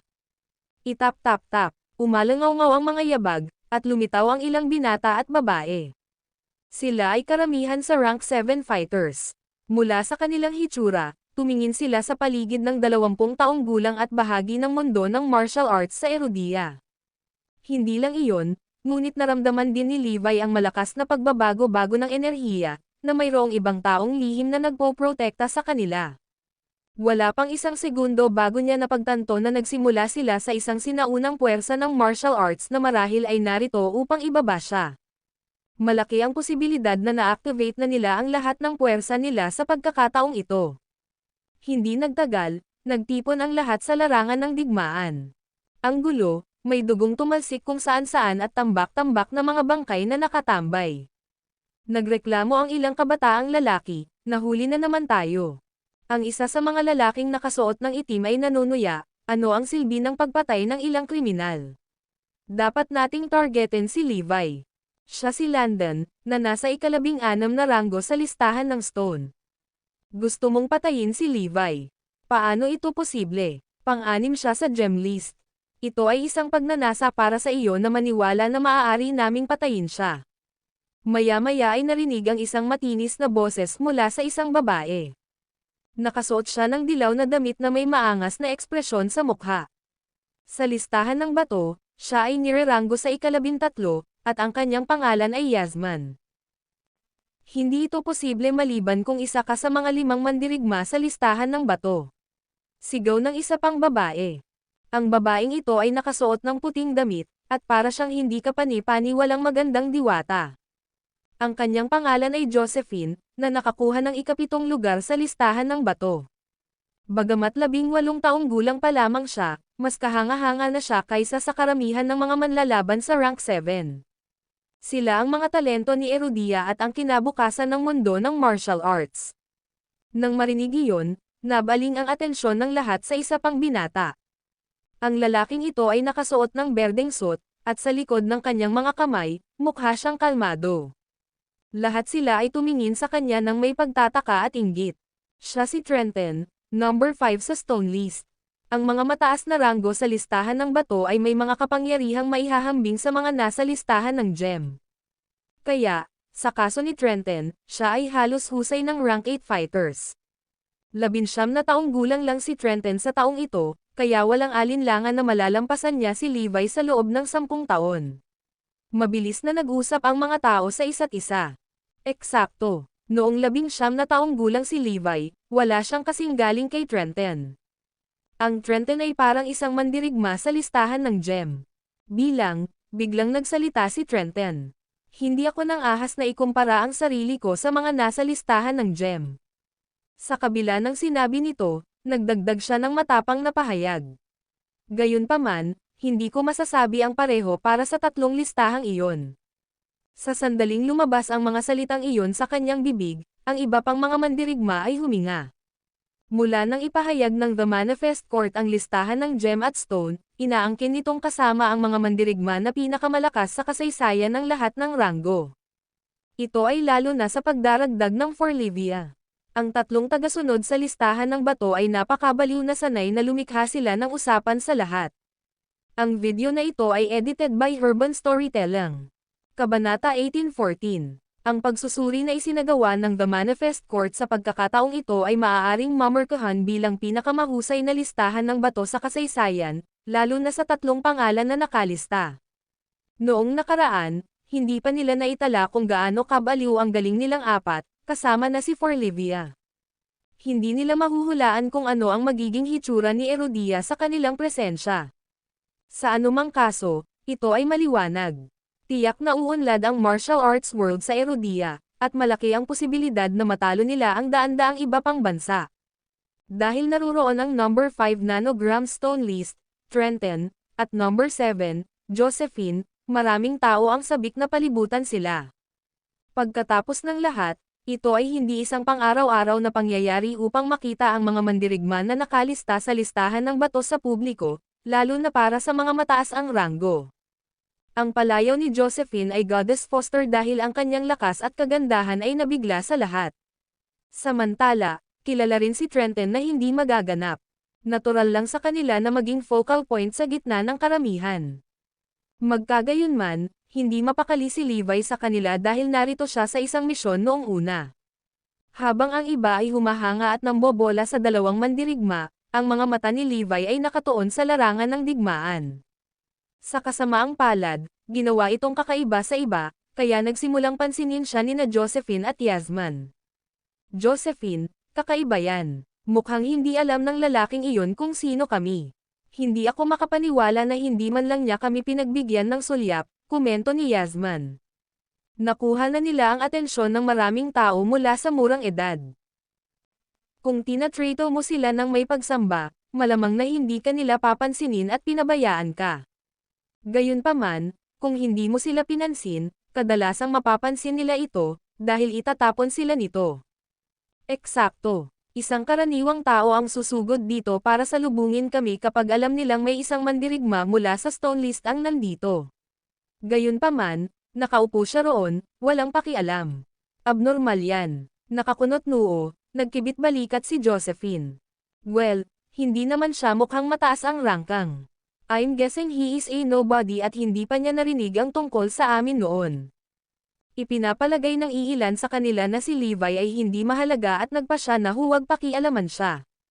Sa sandaling iyon, sa isang maliit na bahay sa hindi kalayuan, isang grupo ng mga tao ang nagbabalak ng plano. Isang lalaki ang nagulat, nakatanggap lang ako ng balita na ang 4 na mandirigma na nakarank sa stone list ay lumitaw sa lugar. Ito ang perpektong pagkakataon. Ano ang tungkol dito? Tanong ng isa pang lalaki. Nagkataon, ang ilan sa mga tagasunod ng Fiery Demon ay dumating din dito, kaya marahil, maaari nating makita ang mga tagasunod na iyon at gamitin sila upang sirain ang 4 na mandirigmang stone list. Ang plano ay parang musika sa pandinig ng kausap. Hahaha, magandang plano yan. Kung maaalis natin ang mga mandirigmang iyon, mas magugulo si Erodia. Nagbibigay ito sa atin ng higit na pag-asa para sa hinaharap. Sa kabilang banda, hindi alam ni na Trenton, Josephine, at ng iba pa sila ay target ng isang masamang pakana. Milya ang layo, lumitaw ang grupo ng masamang puwersa. Ito ay isang malaking hukbo na may maraming napakahusay na mandirigma. Matapos maakit, hindi sila nagdalawang isip na sumugod sa kinaroroonan ng mga mandirigma ng stone list. Sa kabila ng pag-usisa sa lugar sa loob ng isang buong araw, wala pa ring makita si Levi. Napabuntong hininga, umiling siya sa pagkabigo. Pagkatapos, isang sinag ng liwanag ang sumilay sa kanyang mga mata sa susunod na segundo. May mga taong dumarating. Nararamdaman niya ang isang malakas na masamang aura na lumalakas. Narito ang mga tagasunod ng maapoy na demonyo. Isa sila sa 17 grupo na dati ay nagtago ng malalim sa kagubatan. Noong nakaraan, sila ay mga tapat na tagasunod ni Cyrus. Gayunpaman, agad na tumakas ang grupo nila para magtago sa kabundukan mula nang mawala siya.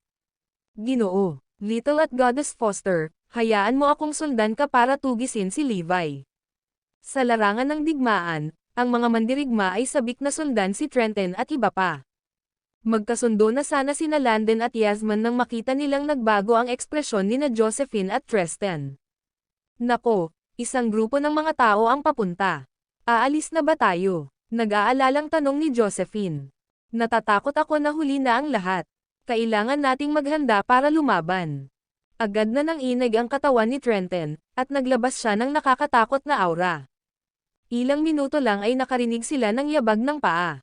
Ang mga tagasunod ng maapoy na demonyo ay nagsimulang palibutan at bitag si Trenton at iba pang mga mandirigma. Nang walang matakasan, ang mga mandirigma sa gitna ay maingat na tumingin sa paligid. Hindi ako makapaniwala na nakahuli tayo ng malaking isda dito. Ang mga tagasunod ng Fiery Demon ay tuwang-tuwang naglabas ng kanilang mga pangil at tinitigan ang mga nasulok na mandirigma na parang kanilang biktima. Palibhas sa maingat, binalaan ni Trenton ang iba. Mag-ingat ka, sila ay malakas. Nakita niya kung gaano kalakas ang mga kalaban nila. Sa hitsura nito, tinansya na niya na mayroong hindi bababa sa 100 ng rank 8 fighters sa kanila, na nagtatakda ng kanilang mga club ay malamang na hindi magkakaroon ng pagkakataon laban sa kanila sa isang labanan. Ang video na ito ay edited by Urban Storytelling. Kabanata 18:15. Nagdilim ang ekspresyon ni Josephine. Maraming tagasunod ni Fiery Demon, kung saan marami sa mga ito ay mga individual na may mataas na kasanayan. Hindi mahirap sabihin mula sa aura na kanilang pinalabas. Sa loob ng grupo nila, 3 rin ang kabilang sa gem list. Ang karamihan sa iba ay wala sa alinman sa mga listahan ng The Manifest Court. Gayunpaman, kasama ang iilan sa listahan ng gem, ang grupo ay kakilakilabot. Kahit na ang 3 mandirigma ng listahan ng gem ay hindi mataas sa listahang iyon, sina Trenton, Josephine, at iba pa ay hindi pa rin nakakapantay para sa kanila. Bukod dito, halos ilang beses ang laki ng mga tagasunod ng Fiery Demon sa kanilang team. Pakiramdam ni Trenton ay parang patay na sila sa puntong ito. Gaano kalakas loob na ipakita ng grupo ninyo ang inyong sarili? Si Landon ang unang nagsalita.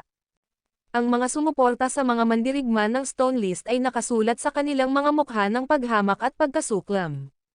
Sa kanilang isipan, ang sinumang tapat sa nag-aapoy na demonyo ay kailangang mamatay ng walang pagbubukod at mas mabuti kung gagawin nila sa pinakamalupit na paraan na posible. Oo, lahat kayo ay dapat sumigaw at bumalik sa pinanggalingan ninyo. Kung hindi, Hahaharapin mo ang kamatayan, pagbabante ni Trenton. Gayunpaman, ang kanyang banta ay may kaunting epekto sa kanyang mga kalaban. Ang isa sa kanila ay nanunuya, lahat kayo ay patuloy na tinatawag kaming mga halimaw, ngunit nasaksihan mo ba kaming pumatay ng personal? Nakita mo ba kaming gumawa ng isang karumal-dumal na krimen ng iyong sariling mga mata? Ang iba pang mga tagasunod ay mabilis na tumalon upang sumang-ayon. Oo, ipinagmamalaki mo ang iyong sarili sa pagiging matuwid, ngunit dapat mong tanungin ang iyong sarili, kung gaano karaming tao ang napatay mo sa halip. Hindi ka rin ba nakagawa ng masama? Sa galit, ang isa sa mga mandirigma sa panig ni Tristan ay sumagot, "Emph, lahat kayo ay nagbubuga ng kalokohan. Lahat kayo ay naging mga halimaw mula noong ipinanganak. Ikaw ay malupit, walang pakiramdam, at nalulungkot sa pagpatay. Wala kang pinagkaiba sa isang kumpol ng mga uod at mas nakakadiri kaysa sa mga daga sa mga imburnal." Ang tagapagmana ni Fiery Demon, si Levi, ay kakilakilabot. Isa siyang bastard. Hindi na kami makapaghintay na makuha ang aming mga kamay sa kanya at pasakitan siya. Hindi nakita ni Levi ang pagdating nito. Hindi niya inaasahan na maririnig ang kanyang pangalan sa pagtatalo ng dalawang grupo. Nakatitig sa mga tagasunod ng maapoy na demonyo, ungol ni Yasman. "Sinabi mo bang hindi namin nakitang pumatay ang mga tao mo? Well, hindi ba isa sa inyo si Levi? Pinatay niya ang libu-libong mandirigma sa Paradise Villa, at wala sa mga mandirigma sa Eastford ang nakaligtas.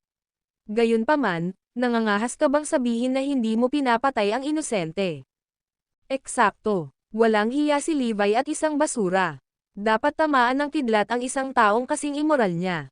Sana mamatay siya sa isang kakilakilabot na kamatayan o hindi bababa sa makaranas ng isang buhay na impyerno, dagdag ni Landen. Gayunpaman, nagtawanan lamang ang kanilang mga kalaban. "Well, alam mo ba kung sino ang nagligtas kay Erudia dati? Sino ang nagtaas ng prestihiyo ni Erudia? Nakalimutan mo na ba na trabaho niya iyon?" Sa hindi makapaniwala, umungol si Trenton, kahit ano pa, puro kasamaan pa rin siya. Tiyak na wala siyang ginagawa sa tuwing ginagawa niya ang mga bagay na ito. Walang paraan na maniniwala ako na ginawa niya ang mga ito dahil sa mabuting kalooban. Ang iba ay mabilis na tumalikod sa kanya. Siyempre, siya ang tagapagmana ng maapoy na demonyo, kaya wala nang maganda sa kanya sa simula. Ang mabubuting gawang iyon ay dapat na bahagi ng kanyang pakana, at ang mga ito ay kasinungalingan. Hindi karapat-dapat mabuhay ang mga ganyang tao. Oo, dapat mamatay si Levi, at gayon din ang grupo mo. Ipagdadasal ko kayong lahat na mapunta sa impyerno. Sina Trenton, Josephine, at ang iba ay nagmumura sa kanilang mga kalaban. Nakakuyom ang kanyang mga kamao, si Levi ay nagngangalit. Ano ang mabuti, at ano ang masama? Ang parehong grupo ay nagsasalita tungkol sa pagpatay na parang napakadali pa rin. Maaari mo kaming insultuhan, ngunit huwag mong bastyusan ang tagapagmana ng maapoy na demonyo. May tiwala kami sa kanya, kaya kung papunahin mo siya, mamamatay ka. Pumatay ng walang awa, nagsimulang umawit ang mga tagasunod ni Fiery Demon. Nakikita nila ang pula, at dahan-dahan silang nagsimulang magsara. Dahil dito, natarante si Trenton at ang iba pa. Hindi nila inaasahan na ang kanilang tapat na mga salita ay magagalit sa kanilang mga kaaway. Sa mismong paniki, mahigit 100 tao ang sumugod palabas. Sila ay mga bodyguard na inupahan upang protektahan si Trenton, at bawat isa sa kanila ay mahusay. Ngumuso sila, "How dare ang mga halimaw na tulad mo ay kumilos ng napakapangahas. Hindi mo ba alam kung sino sila?" Pagkumpas kay Trenton, isa sa kanila ang buong pagmamalaking sinabi, siya ay si Trenton, na ikalima sa listahan ng bato at ang inapo ng munting pamilya. Bumaling kay Landen, nagpatuloy siya ay. Gayunpaman, isa sa mga tagasunod ng Fiery Demon ang hamarang sa kanya. "Sino ang nagmamalasakit? Patayin natin." Ang video na ito ay edited by Urban Storytelling. Kabanata 18:16. Agad na sinunggaban ng mga tagasunod ng Fiery Demon si Trenton at ang kanyang club. Ang mga bihasang miyembro ng masasamang puwersa ay lalo na tinutukan ang 4 sa listahan ng bato.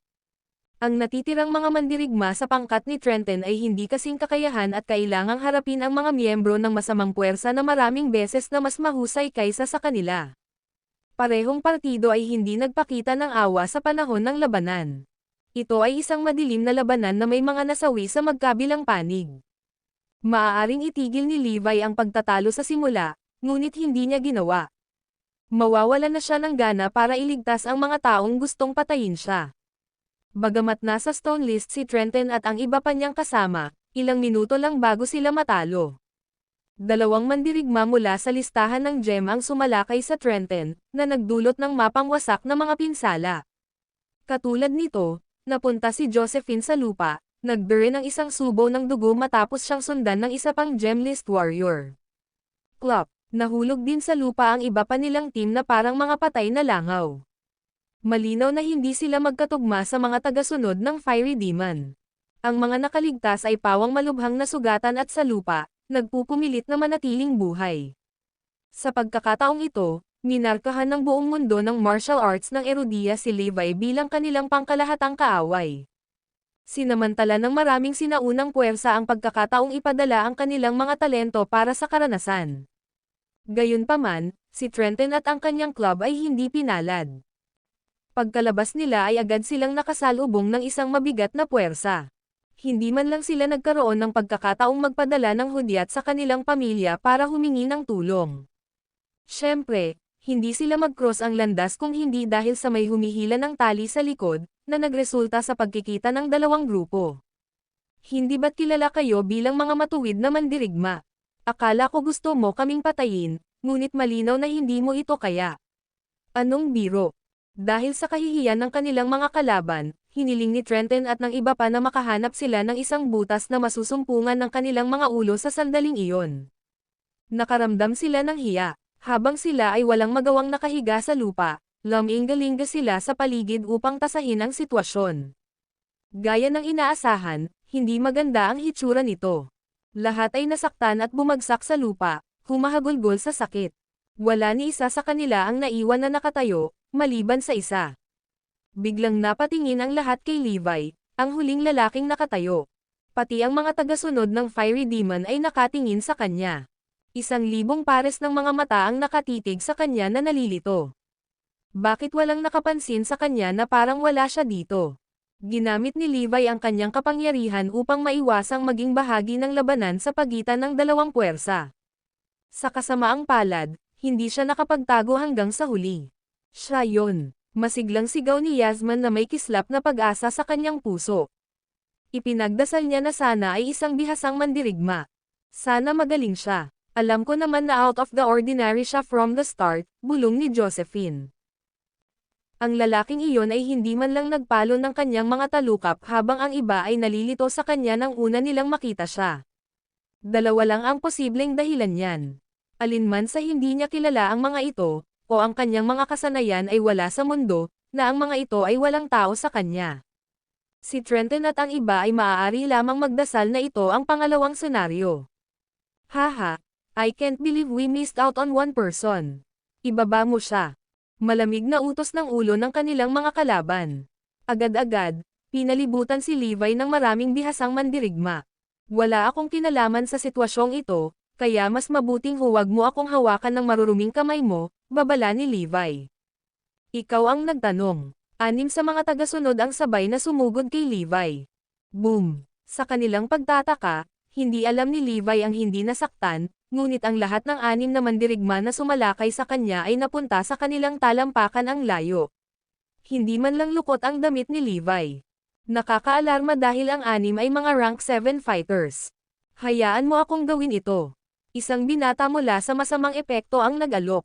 Siya ay isang mahuhusay na tagasunod ng maapoy na demonyo, at ang kanyang lakas ay maihahambing kay Trenton. Scram! Sa pamamagitan nito, inilabas ni Levi ang kanyang kamao, at ang lalaki ay lumipad ng paatras, at malakas na bumagsak sa lupa.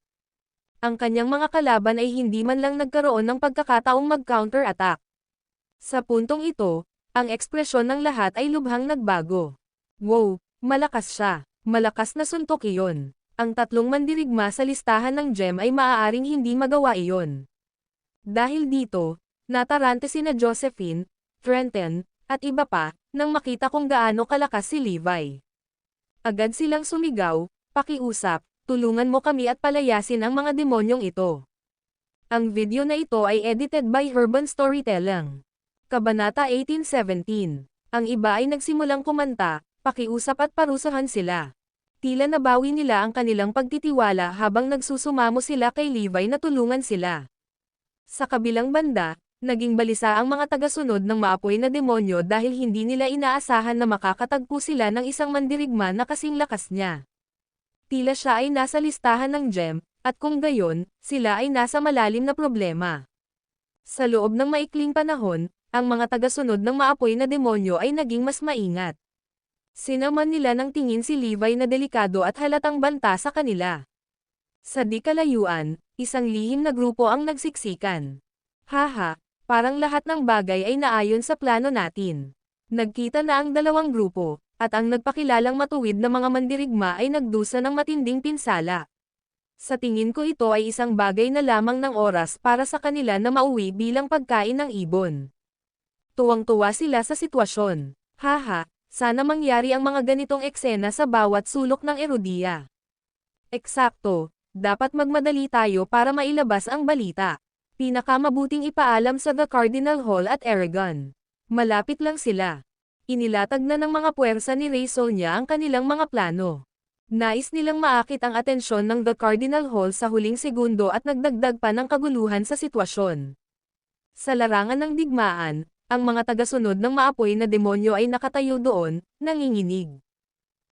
Nakakatakot talaga ang suntok ni Levi. Ang pangunahing isyo ay kung paano siya mukhang isang ordinaryong tao na walang kapangyarihan. Hindi maramdaman ng isa ang anumang pagbabago sa enerhiya mula sa kanya. Ito ay mahirap na siya ay isang mabigat na mandirigma. Sa tingin mo ba siya ay nasa top 10 nanograms gem list? Ang ilan ay naghinala. Ang nangungunang 10 ng listahan ng gem ay isang ganap na naiibang larangan ng paglalaro. Habang ang 3 fiery demon na tagasunod ay nakaupo sa listahan ng gem, nasa dulo sila ng rangkang at hindi maglalagay ng banta sa mga nasa itaas nila. Sa isang tingin, kinilabutan silang 3. Sa kabilang banda, nagsimulang magdiwang sina Josephine at Yasman, dahil sa turn of events. May tulong kami. Akala ko mamamatay na tayo for sure. Kung hindi dahil sa kanilang mga pinsala, malamang na tumatalon sila sa tuwa. Nakatalikod ang mga mesa. Sino ang nakakaalam na ang isang elite ay lilito sa isang palaban na sandali? Ikaw ay dapat na isang gem list warrior at isa na mataas sa listahan. Wala kaming hinanakit sa iyo, at gusto lang namin silang harapin. Wala itong kinalaman sa iyo, at malaya kang umalis. Nang makita ang kapangyarihan ni Levi, ang mga tagasunod ni Fiery Demon ay nagsimulang humimok na umalis si Levi. Gayunpaman, nag-alala lamang ito kay Landon at sa iba pa. Nagsimulang makipagtalo si Landon. Huwag sanang magpalinlang sa mga masasamang nilalang na ito. Bilang mga martial artist, dapat nating tanggapin ang responsibilidad na paksain ang mga kriminal na ito. Tumunog din ang kanyang team. Sir, mangyaring bigyan kami ng tulong at alisin ang masamang puwersang ito. Oo, kung ang mga halimaw na ito ay muling magsasama kay Levi, sino ang nakakaalam kung ano ang maaaring mangyari? Muli nilang binanggit ang pangalan ni Levi. Ginoo, hindi mo kayang hayaang mabuhay ang mga taong ito.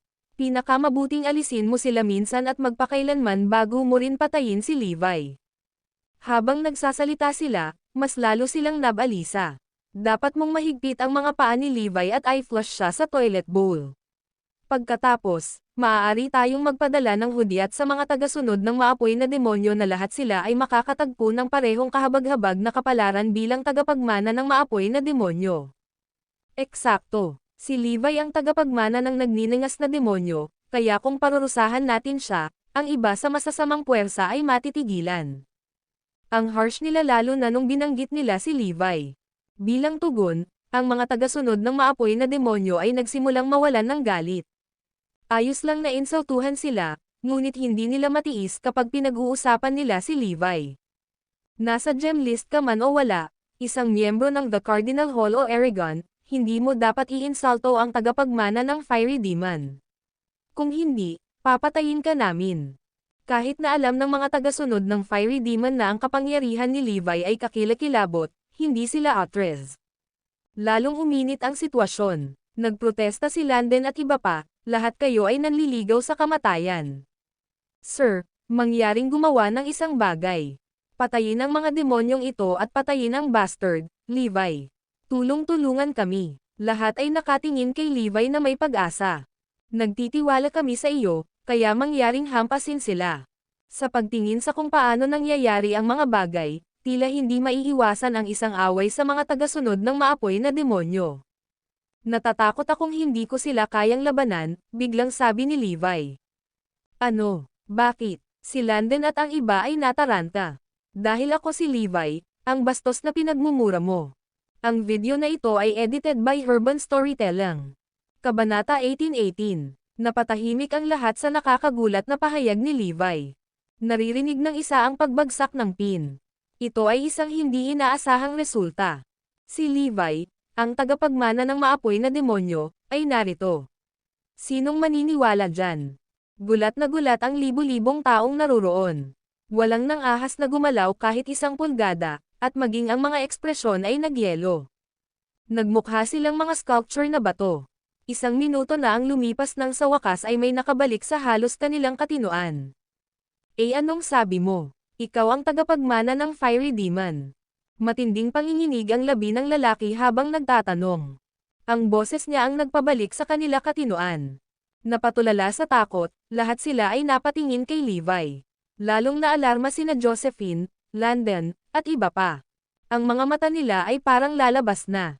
Ako si Levi, ulit ni Levi. Unti-unting naglaho ang kanyang disguise para makita ang kanyang anyo sa ilalim. Ikaw ang tagapagmana ng maapoy na demonyo. Nang makita nila ang mukha ni Levi, lahat ay nataranta. Saang grupo man sila kabilang, naalala nila ang hitsura ni Levi. Sa pagtingin sa lalaking nakatayo sa kanyang mga paa, ang mga tagasunod ng maapoy na demonyo ay nasa sabik. Mataas at mababa nilang hinahanap siya, at sa wakas, nakilala nila siya. After so much effort, hindi nila akalain na ganoon ang pagkikita nila. Pagbati sa iyo, ang mga tagasunod ng maapoy na demonyo ay nagmamadaling lumuhad at binati siya. Mula ngayon, kami ay iyong mga tagasunod at susundin ang iyong mga utos. Ang mga taong ito ay lumabas mula sa pagtatago upang hanapin si Levi at kunin ang kanyang mga utos. Pagtingin sa mga nakaluhod, biglang may naisip na bagong ideya si Levi. Dati, ayaw niyang iugnay ang sarili sa masamang puwersang ito at sinubukang makalayo sa kanila hanggat maaari. Gayunpaman, ngayon ay tila ang mga tagasunod ng maapoy na demonyo ay gumagala na parang mga manok na walang ulo at mukhang madaling manipulahin. Madaling gamitin ang mga ito para lumikha ng mas maraming kaguluhan at labanan sa martial arts world sa Erudia. Kaya naman, may naisip na bago si Levi. Sa halip na payagan ang mga taong ito na tumakbo ng mag-isa, maaari niyang kontrolin ang mga ito. Kung utos niya sa kanila, walang makakagamit sa kanila, at walang katulad na mangyayari. Sa paghusga sa kung gaano katapat ang mga taong ito, malamang na hindi sila takutol sa anumang sinabi niya. Hanggat maaari niyang tipunin ang lahat ng mga tagasunod ng maapoy na demonyo, maaari niyang utusan silang lahat at maiwasan ang anumang salungatan na mangyayari sa hinaharap. Makabubuti kung gagawin niya iyon sa lalong madaling panahon bago pa lumitaw ang iba pang problema. Bukod pa rito, kung maaari niyang bilugan silang lahat, magkakaroon siya ng isang hindi magaganap na hukbo, na gagana sa kanyang kalamangan. Oo, simula ngayon, magiging mga tagasunod ko na kayo, utos ni Levi. Handa kaming mamatay para sa iyo. Nagsimulang yumoko sa kanya ang mga lalaking nakaluhod. Matapos tanggapin ni Levi, handa na silang tanggapin ang anumang hihilingin niya sa kanila. Ito ang dahilan kung bakit napakalakas ni Cyrus noon, sa panahon ng mga Finns. Para bang sila ay nasa isang kulto, ang mga taong ito ay tumitingin sa kanilang mga Panginoon bilang mga Diyos sa relihiyon, at sila ay mabangis na tapat. Walang nag-imagine na mangyayari ito. Tamang pagpipilian ang pagharap sa dalawang grupo, ngunit lumitaw si Levi nang wala saan. Levi, may kilala rin akong ibang followers sa lugar na ito. Magpapadala ako ng isang tao para ipaalam sa kanila na sumali sa amin. Mabilis na nag-alok ang isa sa kanyang mga tagasunod. Tumanggaw si Levi bilang pagsang-ayon. Oo, ipunan natin lahat. Mabuti kung pagsamahin ang lahat. Levi, Baka mahirap yan. Kailangan nating simulan alang ang isang pangmatagalang plano. Ang kanyang mga tagasunod ay mukhang nagkakasalungatan. Huwag kang mag-alala, may plano ako. Tumawa si Levi. Pero bago ko ito ipahayag, harapin muna natin ang mga taong iyon. Pagkatapos, binaling niya ang kanyang ulo kay Trenton at sa kanyang club. Boom! Sa sandaling iyon, para silang tinamaan ng kidlat. Ang video na ito ay edited by Urban Storytelling. Kabanata 18-19. Agad na nakaramdam ng pamamanhid ang kanilang mga paa, at sila ay namutla. Nanginginig sila habang dumadaloy ang lamig sa kanilang gulugad. Ito ay ligaw na lampas sa kanilang imahinasyon na ang lalaki ay si Levi. Matagal na silang nagmura sa kanya bago malaman ang kanyang pagkatao. Minutes ago, pinahiya nila siya at hiniling pa sa kanya na magpakamatay. Mayroong milyon-milyong mga kakaibang nangyayari sa mundo, ngunit walang maihahambing sa sitwasyong ito. Walang umasa na lalabas si Levi dito. Isa pa, hindi nila inaasahan na magkikita sila. Habang sinusulyapan sila ni Levi, isa-isa nilang ibinaba ang kanilang mga ulo. Maging si Trenton ay tumingin sa lupa, masyadong natatakot na salubungin ang mga mata ni Levi. Si Josephine ay hindi rin exception. Walang nang ahas na tumangala habang sinusuri sila ni Levi. Lalo na para kina Landon, Yasmin, at sa mga nagkasala sa pagpuna kay Levi kanina. Ang gusto lang nila ay mawala sa balat ng lupa. Samantala, binaril sila ni Levi ng isang maapoy na liwanag na nakasisilaw, na nagparamdam sa kanila na parang isang apoy na sumunog sa kanilang mga mukha. Kinabahan, nanginginig sila at pinagpawisan ng malamig. Hindi ako, please. Ilang bumulong-bulong na mga panalangin sa ilalim ng kanilang mga hininga habang nakatingin sila sa malayo. Hindi niya ako nakita. Wala ako dito. Ito ay isang tensyonado na kapaligiran, at ang kanilang mga puso ay mabigat. Ang matagal na katahimikan ay nagpulala sa kanilang pagtitiis dahil pakiramdam nila ay sasabog na ang kanilang mga puso sa pagkabalisa. Ni hindi sila makahinga. Thud. Sa wakas, isa sa kanila ang sumuko at lumuhad sa harap ni Levi. Master Levi, pasensya na. Nagkamali ako sa pag-insulto sa iyo, hayaan mong isang maliit na magprito tulad ko. Thud. Sinalamin ng isa pang lalaki ang kanyang mga kilo at napaluhod. Ako rin. Master Levi, patawarin mo kami. Malaki ang bibig ko. Thud. Isa-isang lumuhad ang mga mandirigma, humihingi ng tawad kay Levi. Hindi makapaniwala si Trenton at ang kanyang team sa eksena. Maging ang mga tagasunod ni Levi ay namangha nang makita kung ano ang nagsabuatan. Hindi ba sila ang self-righteous warriors? Paano sila lumuhad sa harap ng tagapagmana ng maapoy na demonyo? Anong biro? Ginagawa nilang tanga. Natuwa si Levi. Nagsimulang tumawa ang kanyang mga tagasunod. Hahaha, hindi ba dapat manatili kang tapat sa iyong mga halaga hanggang sa iyong kamatayan? Bakit ka nakaluhod? Lahat kayo ay posibleng makita biro na nakita ko. Sa harap ng kahihiyan, nahihiya sina Trenton, Josephine, at ang dalawa pang mandirigma ng Stone List. Ngayon, nawala lahat ng pride nila. Dahil lahat kayo ay humihingi ng tawad, pakakawalan na kita. Ngumisi si Levi. Salamat, Master Levi. Napayuko silang lahat para magpasalamat sa kanya. Nakakahiya. Lahat kayo ay nakakahiya sa amin. Hindi ko isasama ang sarili ko sa iyo. Angal ni Josephine. Si Trenton at ang kanyang team ay nakilala lamang sa mga taong yumuyuko kay Levi nang hindi komportable. Sinira ng mga duwag na ito ang kanilang reputasyon sa pagluhod sa harap ng masamang puwersa. Mas gugustuhin ko pang mamatay kaysa sumuko sa kanya. Napasinghap si Josephine sa galit. Kaagad, siya at si Trenton ay tumingin ng may pagsang-ayon sa iba pang nakatayo. Karamihan sa mga nang-insulto kay Levi kanina ay sumuko na sa panggigipit. Tanging si Landon at ilang iba pa ang nakatayo pa rin sa kanilang mga paa. Magaling. Bulalas ni Josephine at nag-thumbs up sa kanila. Kahit na kailangan nilang mamatay, at least tumayo sila laban sa masamang puwersa. Hindi ko nakikita ang mga taong may pinakamaraming sinasabi tungkol sa akin sa kanilang mga tuhod, pag-iisip ni Levi. Ang boses niya ang nagpa-freeze kina Landon at Yasmin. Nakatayo sila na kasing tigas ng isang kahoy na bloke. Thud. Napaluhod si Landon, nakiusap, Master Levi, ako ang may kasalanan. Patawarin mo ako. Nagulat si Trenton at ang iba pa. Akala ko ba mas gugustuhin nating mamatay kaysa sumuko? Ang video na ito ay edited by Urban Storytelling. Kabanata 1820. Napatulala ang lahat sa kinikilos ni Landon. Hindi na ba niya ito pipilitin kahit konti? Siya si Landon, isang mandirigma sa Stone List. Hindi ba't dapat ay mas matuwid at mas may gulugad siya? Nais ni Trenton at ng kanyang mga club na maaari silang sumugod upang bigyan si Landon ng isang mahigpit na sampal sa sandaling iyon. Hindi lang sila, kundi ang iba pang mga tao sa likod niya ay ganoon din ang pagkadismaya. Ayan yun, maging si Levi ay nabigla sa inasal ni Landon. Ang pinaka-nagalit at nagmura kay Levi ay napakadaling takutin. Mas madalas sa hindi, ang gayong mga matuwid na Ginoo na nagsasalita lamang tungkol sa kabutihan at moralidad ay naging mapagkunwari. Sa gitna ng isang krisis, siya ang unang magtupi. Malamig na bamulong si Levi, how about the rest? Ang iba pang tatlong mandirigma ng Stone List ay nanginginig. Halos hindi nila makayanan ang panggigipit ni Levi sa kanila. Hindi ka dapat lumuhad sa harap niya. Huwag hayaan ang iyong sarili na gumawa ng mga kaiyahiyang krimen. Nagmamadaling nagrally si Josephine. Tama iyan. Mas gugustuhin nating mamatay na pinaninindigan ang ating moral. Walang paraan para sumuko tayo sa mga kriminal na ito. Tumalon din si Trenton. Ang iba sa mga tao ay nanatiling matigas ang ulo. Sinaman nila ng tingin si Levi, ayaw sumuko. Matigas na sumigaw si Yasman, kung kaya mo, you can have our heads.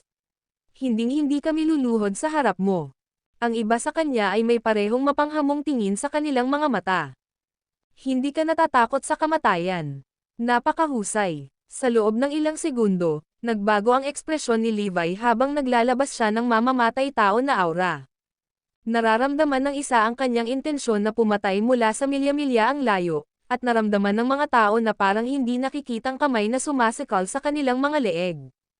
Bawat isa sa kanila ay nakaramdam ng pagkahilo, at napakamot sila sa kanilang mga leeg, umaasang mawala ang nararamdaman. Sa kasamaang palad ang di nakikitang lakas ay humihigpit lamang, at ang paghinga ng lahat ay nagsimulang bumili. Namumula rin ang mukha nila dahil sa kawalan ng oxygen. Hindi man lang makagawa ng ingay ang mga taong iyon, at nakipaglaban sila sa katahimikan. Unti-unting nagdilim ang kanilang isipan nang mawalan na sila ng malay. Ang ilang mga individual na iyon ay nadama na ang kanilang mga kaluluwa ay umalis sa kanilang mga katawan na tila sila ay nakaranas ng kamatayan. Lahat ay matatakot sa harap ng kamatayan. Thud. Sa wakas, may hindi na nakatiis at napaluhod. Mas marami pang sumunod. Sa huli, si Yasman na lang ang naiwan na nakatayo. Halos lumuwa ang kanyang mga mata sa kanyang mga saksakan at para siyang nasa bingit ng kanyang kamatayan. Sa puntong iyon, napagtanto niyang papatayin siya ni Levi. Pumalakpak. Gamit ang lahat ng lakas na natitira sa kanyang katawan, nag-scrap siya para lumuhad sa harap ni Levi. Ang lahat ay sumuko na sa panggigipit, na walang natitira na nakatayo. Sinira ni Levi ang kanilang mga damdamin na hadlang at tuluyang winasak ang anumang pagmamataas na mayroon sila. Sigh. Hindi na makatayo ng tuwid sina Trenton at Josephine. Lubos silang napahiya. Isang itim na marka sa kanilang buhay na hinding-hindi nila maalis. Master Levi, pasensya na po talaga. Mangyaring tanggapin ang aming paghingi ng tawad. Nakaluhod ang 4 na Stone List Warriors. Ipinakita nito kung gaano kalakas si Levi. Hahaha, ito ang inaasahan sa mga tinatawag na righteous bodies. Pakiramdam ko mas malakas ang backbone natin. Nagtawanan ang mga tagasunod ni Levi. Kanina pa sila nakaramdam ng sobrang saya. Landon, binaygo mo kami. Hindi ka nababagay na mapabilang sa Stone List, at isa kang kahihiyan sa iyong pamilya. Sumabog sa galit si Josephine. Nang marinig iyon, gumapang si Landon palapit kay Levi. Master Levi, simula ngayon, maglilingkod na ako sa iyo. Kung tutuusin, sigurado akong mangibabaw ka sa martial arts world sa Erudia. Sinong maglalakas loob na insultuhan ka simula ngayon? Tuluyan na niyang binago ang kanyang paninindigan, at lahat ay hindi makapaniwala. Napakawalandiya. Panginoong Levi, dapat mong patayin ang lahat ng taong ito na lumalaban sa iyo. Huwag kang mag-iiwan ng sinuman. Kinagat ni Landon ang kanyang mga ngipin at umungol sa puot. Patayin silang lahat. Yun lamang po mga master. Sana nag-enjoy kayo sa pakikinig. Magkita-kita po ulit tayo sa aking mga susunod na video.